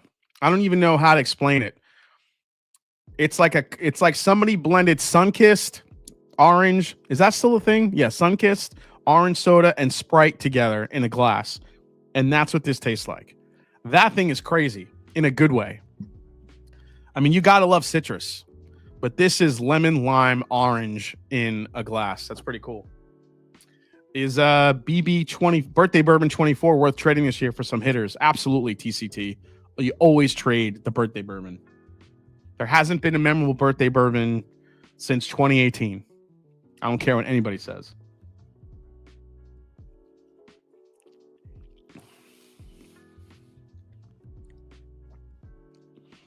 That's so crazy. It's got a little right on the very end. It's got a little bit of a musty oak funk on the back end. I'm not mad at it. It doesn't ruin the experience. It's not like that ultra bitter note that you get on the back end, but it's pretty damn good. This is the Sunkissed. The hell is that? This is the Sunkissed Sprite Bomb. That's crazy. Okay, let me get a quick sip of water here. What's up? Tommy D is here. What's up? 350 people watching. Thank you guys so much for hanging out. We had almost 500 watching earlier. Just a great night to be on here, guys. Thanks for spending your Wednesday night here with me. I got my GTS for 169. Yeah, I mean, if you get it in the raffle draw, which is a wild story as it was a redraw. Oh, even better. Tommy at Mother Effing D is here. Nice to see you, Tommy. All right, let's go to the third one.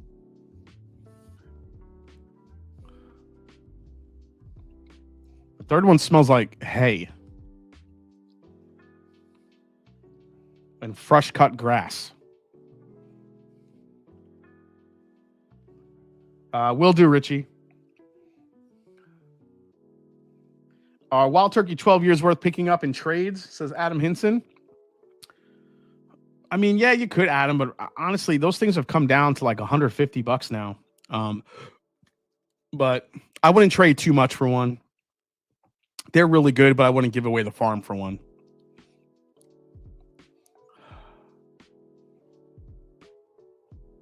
The dude that got drawn had no idea what it was and turned it down because it was 169. Then I got drawn. Oh my God. What was he looking for, Lou? Did you talk to the guy? Was he looking for like a Weller or something? What did he want? Prozac asking, would you say Rare Character or River Roots is more worth the money if you compared? Right now, for me, it's Rare Character. I haven't had enough River Roots to make that distinction. However, River Roots does source very, very good barrels, but so does Rare Character. And as far as price points go, they seem to both be in the same general area of price. I think right now you would probably argue Rare Character has the most variety that's been out there, but only because they've been out there quite a bit longer. And who knows what they have aging as far as like stocks already. River Roots, I think, has an opportunity to kind of, as long as they keep bringing in these great barrels, they have an opportunity to bring in some cool stuff. So we'll see. Yeah, the Rare Character TKO barrels apparently were amazing. So I would say right now, Rare Character probably has the portfolio that can overtake River Roots right now. But River Roots it's an up and comer, man. Yeah, the River Roots Rise, these high age Rise they're putting out are great. All right, speaking of rye, I think that's what this one is.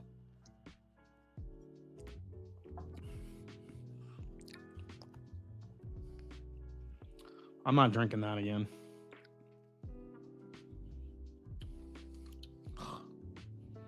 Okay. If that is the long ride, it's a long ride to nastiness. Okay. If you can ever get to Kentucky, Wild Turkey 12s that need bar for reasonable price typically. Yeah, Wild Turkey 12s are definitely around at neat bar for sure. Good try, Stu. You got 3 entries for every 150 spent.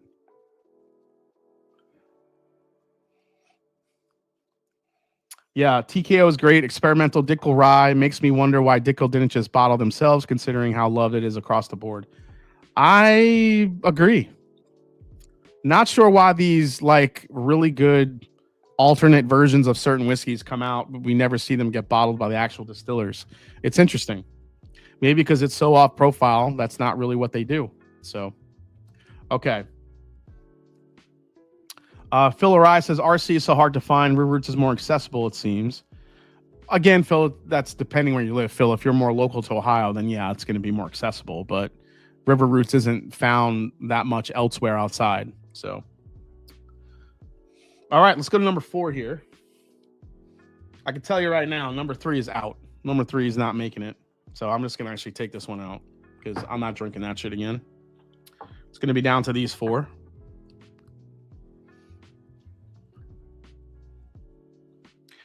Shades of Blue Mike says a lot of Rare Characters overpriced. They have more variety, but River Roots is probably better value, with the exception of TKO, which can't be beat. Okay, so Yeah, more variety from rare character leaves you more susceptible to probably bad values versus good values. And I totally get that part of it. Um, River Roots, I think, for the most part, you have more of a shot of spending the 250 to 300 on something that's going to be really, really good rather than the possibility that you're going to get something bad or not worth it. But again, that's relative to the person's palate. But I could see that mindset of where you're coming from. I mean, you could say that about a lot of brands. Every big brand has, you know, bad values, good values. But yeah, I could see that happening. Now, if River Roots just sticks to doing stuff where it's just cast strength, these high age barrels and these other like specialty barrels that they get, where every single barrel is kind of hand picked and you get, you know, a lot for your money. Even if the bottle is $250 to $300, then yeah, as long as the whiskey's great, people are probably gonna be okay with it. Rather than rare character, where you might be rolling the dice on something that's $120, $150 that could be 7 years old and maybe not so great.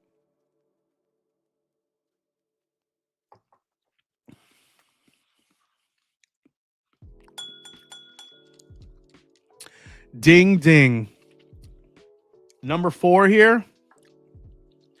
I don't know if there's some dusty bourbon. Well, no, because I didn't say dusty bourbon was allowed. But that actually tastes a little bit like a dusty bourbon. It's got a dusty funk on it.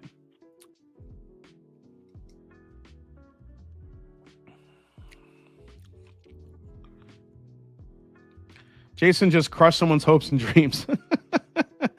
To be fair, yeah, I'm not. It's not bad enough to spit out, just not doing it. It is funny that the cheapest bottle of rare character I now own is a limited release batch 3. I just lucked out into that last week.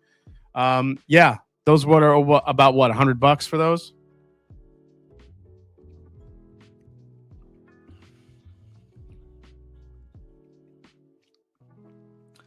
This is fantastic. I need a minute to kind of break this down because it's an interesting flavor profile. What am I tasting? What is that?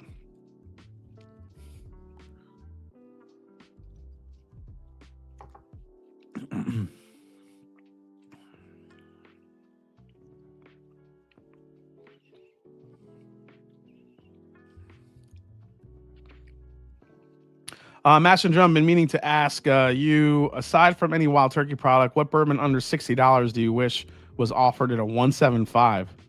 That's a good question. In a 175?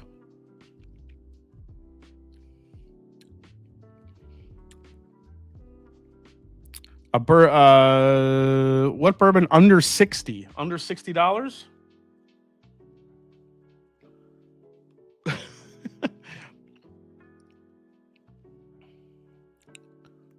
Cooper's Craft 100. I want a giant bottle of that shit. That's a $35 bottle. Give me all of it. I want a giant bottle of that thing.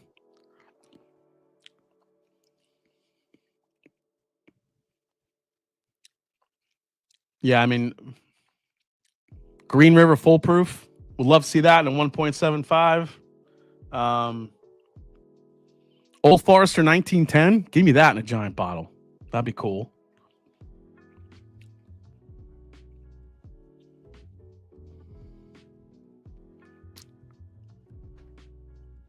What else? That's a cool question. I kind of like that. That's my next whiskey request. 1.75s for all the fun brands. You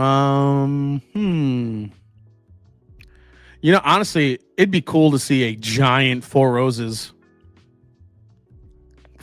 single barrel or Four Roses small batch select. Big ass bottle of it. That'd be pretty cool too. All right, number 4. Let's break this down because this thing is really, really delicious.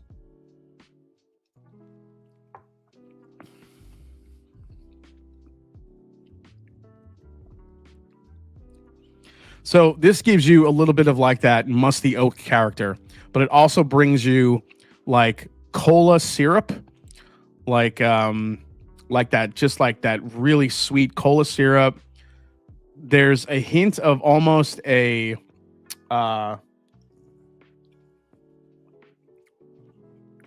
like Tootsie Roll chocolate a little bit in there too. Really great proof point. This thing is super velvety. This is delicious. I'm thinking there could be something finished in here just because of like the funkiness I'm getting. I don't know if it's like bordering on sulfur. I don't think it's that, but it's not off-putting.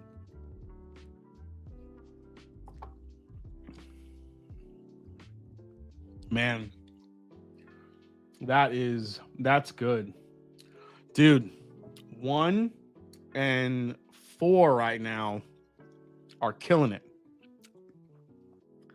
5's left. Yeah, a lot of OGD 114 call outs. I would love to see that in a 175 too. That'd be pretty cool. And remember again, all the rumors that old granddad 114 is going away. It's not going away. Don't believe all the crap. It's not going away. How many bottles of whiskey do you have ballpark? About 1,500 bottles ish, I would say. Yep. And just keeps growing.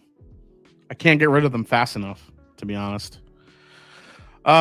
200 is the best sample size. So there can even be fewer. Oh, the guys talking to each other. Okay. Let's go to the last one.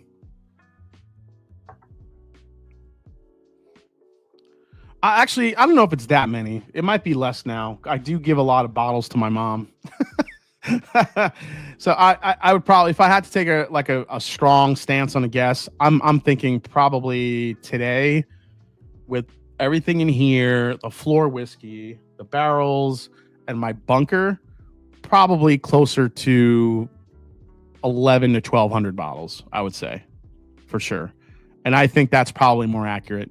I always say like 1,500 because I had that much at one point and I got rid of a lot of bottles, kind of sharing them out and giving a bunch to my mom. So I think in doing that, probably here we're looking more like 1,100 to 1,200 bottles. So.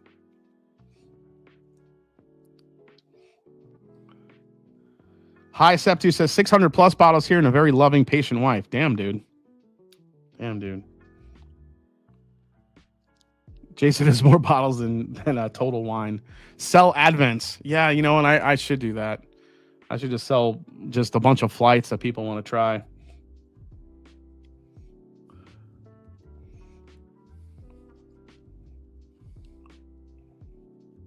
I have room, Jason, says JG. I guess the no floor whiskey 2024 campaign. Yes, prescription bourbon, it did fail. I still have a lot of floor whiskey, and it's taking over my floor. It's terrible. All the bottles that I put in for the 2024 top tasting all just took over the whiskey room. They're just all over the place. It's ridiculous. So some interesting results from the blind tastings. I have one more blind tasting to do tomorrow for the my top 2024, and then after that I will film it and you guys will see that Friday. So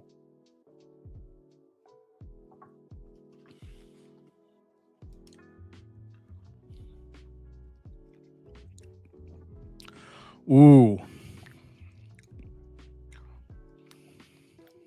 Okay.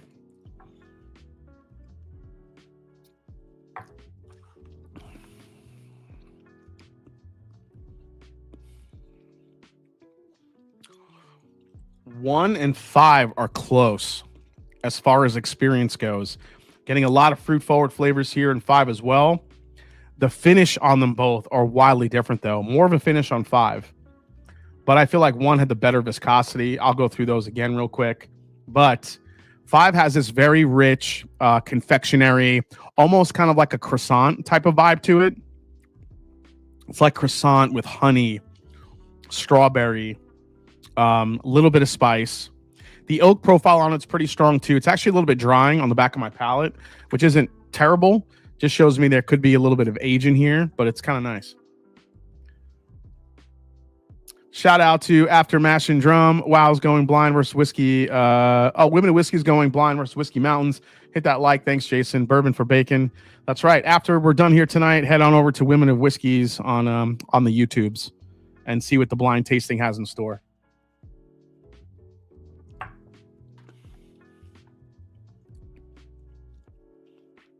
Yeah, a little bit lighter, not as much depth to it, but a little lighter. Great, great blend. It's got the balance. The balance is there. It's got the sweet. It's got a little bit of spice. The oak aspect of it on the back end is a little bit drying, unfortunately. Not overly drying, but it is affecting the experience a little bit. All right, let's go to 4 here again. I'm gonna go reverse order real quick. Dude, this thing's crazy.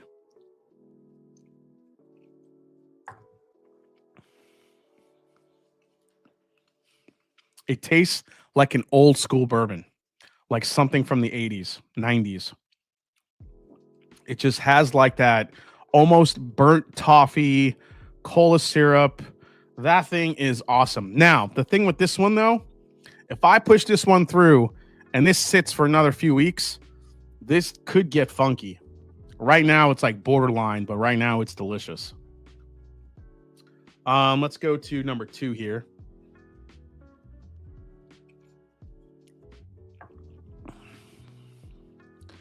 ECBP B524 was best batch last year. Clint Nolan, I totally agree with you. Anybody that liked C924 the best, you know, it's okay to be wrong. It's fine. It's okay to be wrong. If you like flat whiskeys. Actually, B524 did surprisingly well in the blinds here at the end of the year. It's got one more round to go through tomorrow to see if it makes the top 10. We'll see. I don't think it's gonna. This might be the first time in a while that no ECBP makes the top 10, but we'll see.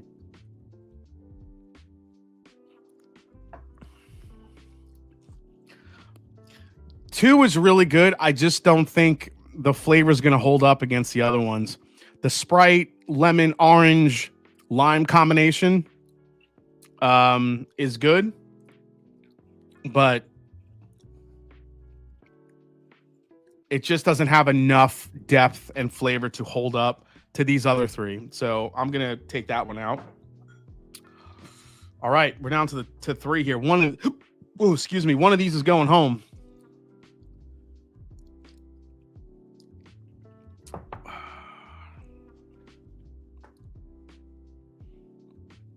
It opens up a bit according to OH, Jason. What, the C924 is he talking about? Listen, I kept going back to that C924 and sorry, it's a flat flavor profile to me. It's good. It's a solid Elijah Craig barrel proof. But anybody that thinks that C924 is a special batch, they haven't had enough Elijah Craig barrel proofs. There's no way. And I also had the other batch because people said there was, you know, flavor drift and all the other bullshit. No, I had 3 different ones at this point. I had one sent to me and then a buddy brought one over here, his bottle to try it. And it was still, was it a little bit different than mine? Yeah, maybe. But it still had like kind of like that even keel, flat flavor profile. I want like either sweet, cherry bomb, oak, rich flavor. It just stays too level for me, C924. It doesn't go anywhere enough for me to be like, oh shit. The flavor profile is very direct, but I don't like the direction it's going. So that's all I can say about it. Yeah, I'm not getting into laser codes.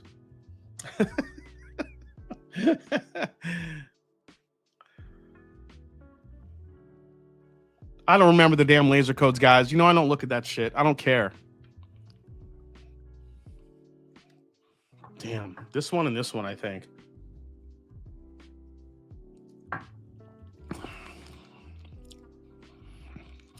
Have you had the ECBP Toasted Rye C924 day 3 yet? I haven't had day 3 yet. Shit.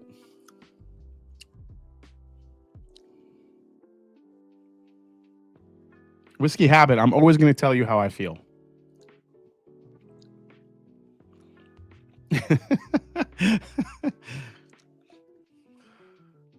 I mean, it's fine. I was watching, even my own partner in crime, Scott, was like going crazy over the C924. I'm like, what the hell are you tasting? I don't get it. I don't see it. But he really liked it. So, I don't know. Dude, the Fountain North 15, the Hoverhawk is really good. I have the rest of my sample over there. I lost out in the lottery. I didn't get a bottle, but anybody that got that bottle in the lottery, that Hoverhawk 15 year, that's a hell of a whiskey right there. Now that's a whiskey worth talking about. Not Elijah Craig C924. Jeffrey Wack. Jeffrey Wack loves C924, dude. I don't know whatever, dude. Whatever you like, Jeff. I don't think it's yum yum yum. I think it's meh meh meh. It's good, but I wouldn't say C924 is yummy by any means. Oh, Hawk is a great guy. Hawk's the best. Master Drum, perhaps a touchy subject, but your thoughts on Nashville Barrel Company becoming the next Willet Purple Top exclusive country club vibe? Yeah, the price increases at Nashville Barrel Company are tough. To the point where, yeah, I mean, it's good. Yeah, I mean, that's a great point too. All ECBPs are really good. I'm a tough judge on ECBPs just because I've had really, really good ones, and you kind of go back. I always get reminded of some of the older batches that were just stellar, and if I don't get that, I just find the batch disappointing. Even though in a vacuum, it's probably really delicious bourbon, which it is.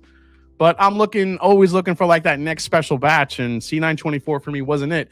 Either was B524 and either was A124. And it was a mediocre year for ECBP. So, but out of all three, I like B524 the best.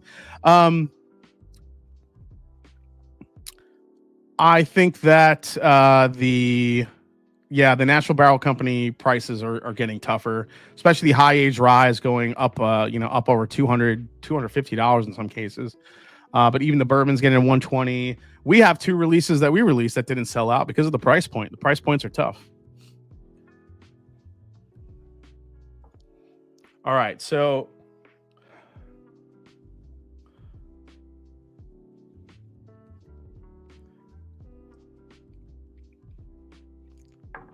Karen B. Ford, I'm with you. C918 is still one of my favorites of all time.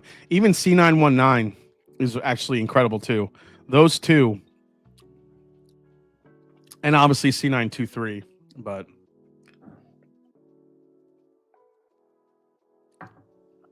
Larceny C924. Yeah, that was my favorite of the three for sure. That's really good. This is like a maple syrupy thing. This is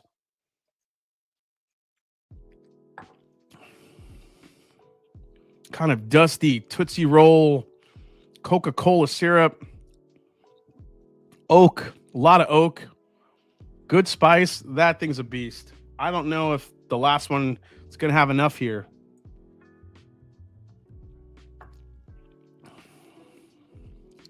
Nope, it's not. It's good. All right. These are the two blends moving on in this crazy, crazy bracket. We have two absolute beasts. It's time to find out who blended them. Everybody in the chat is... All right, let's get through this. Let's find out who was knocked out first. This is always the painful part. Oh, actually, no, not that one, but these two. Oh, yeah, and this one, these three. But these are the... Oh, man. These two are so good. All right.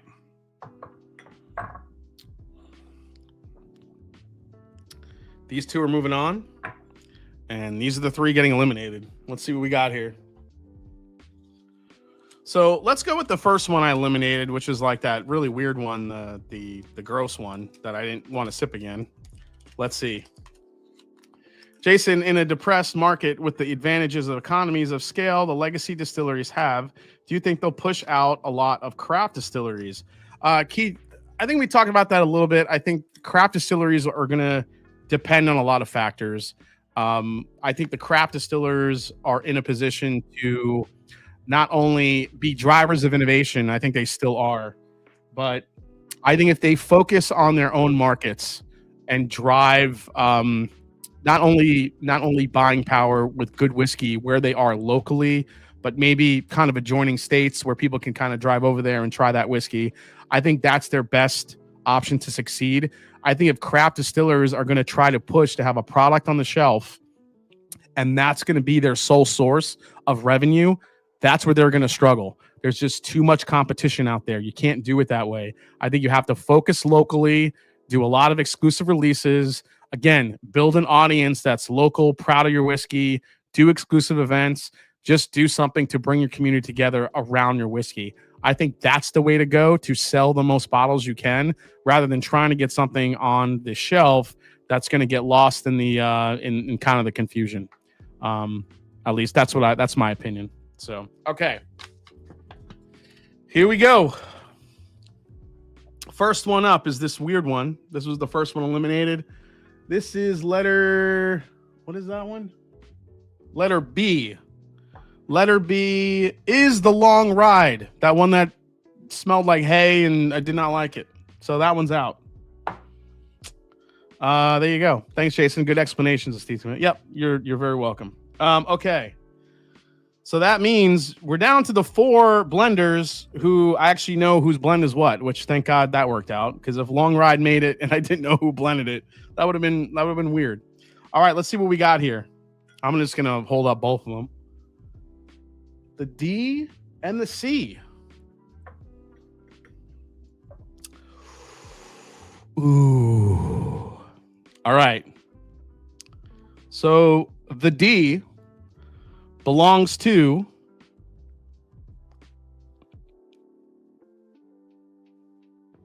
I don't remember which that glass was. I don't know if was this the last one? And this was the this one was the this was the citrus bomb. All right. Letter D belongs to Run DMC Kentucky. So David, so sorry, man. You actually made a really, really delicious blend, but it just didn't hold up to these two quite yet. Again, great balance, great everything, but just didn't hold up. Letter C, the citrus bomb, the sun-kissed lemon lime Sprite sample belonged to Mr.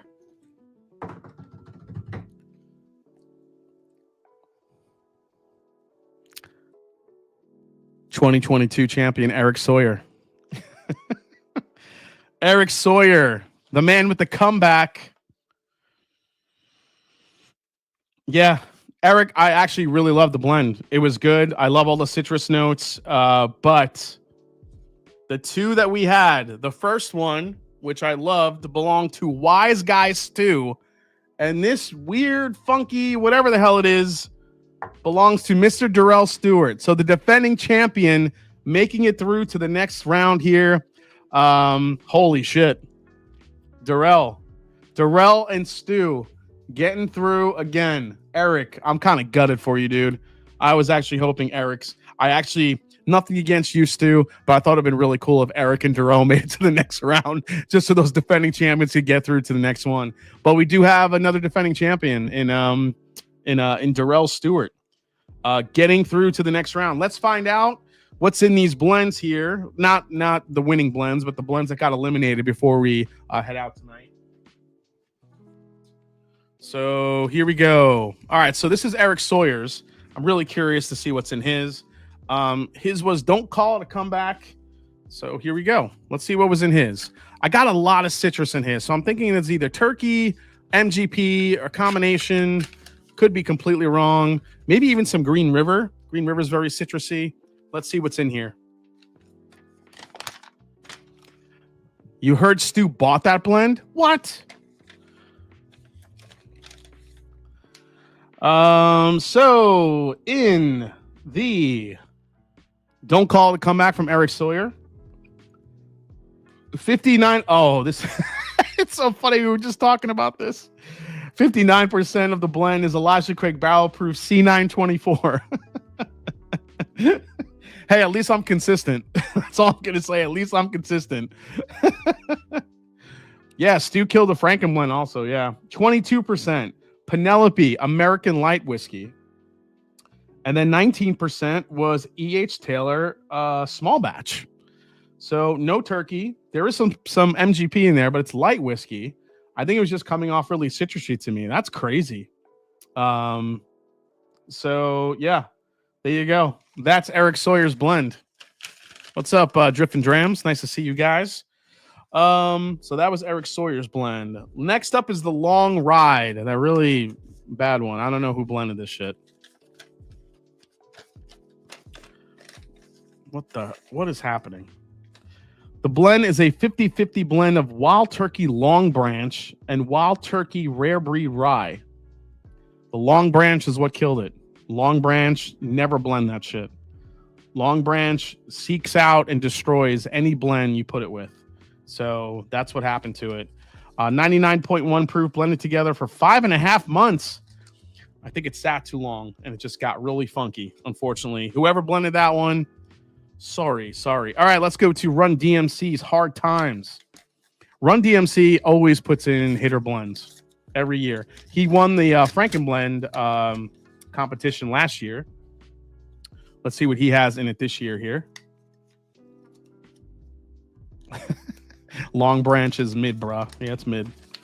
All right, Hard Times, 112.5 overall proof. He put in Larceny Barrel Proof. I said it did remind me of the first one. I felt like I was getting Weeder vibes. That makes sense.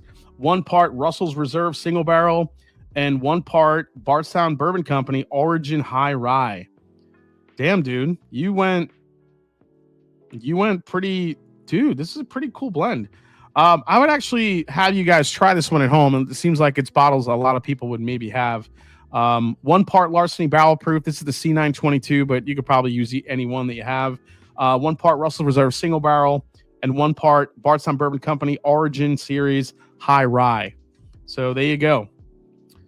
So those are the 3 blends that got knocked out. Congratulations to Wise Guy Stu and Durrell for breaking on through to the other side. That bracket was crazy. So congrats to all of you. Jason, give me a blend at the top of your mind, one you cherish. A blend at the top of your mind, one you cherish. What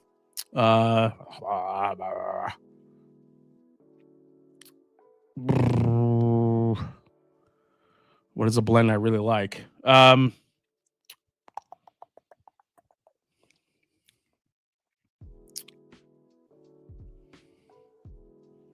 What is that one? Yeah, what's that one blend I really enjoy? I mean, one off the top of my head, I really like. I mean, the blend of 1920, 1910.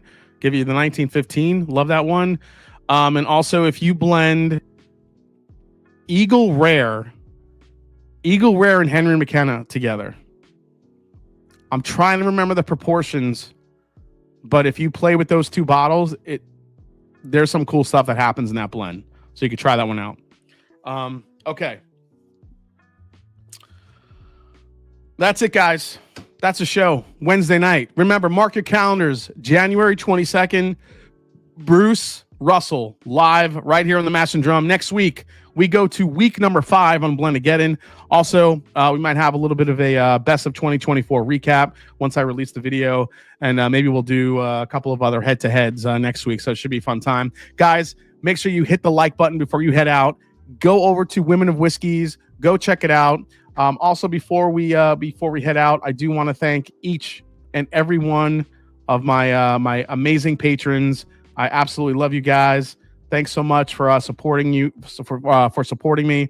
Intense drummers, legendary drummers, epic drummers, beginners, casuals, guys. Thank you so much for supporting the channel. Big things in 2025 to come. Along with my whiskey predictions. So we'll see how that shakes out. As I always say, it's not about the whiskey, it's the people you share with. Cheers. And I'll see you next time right here on the Master and Drum. See you guys next week. Cheers.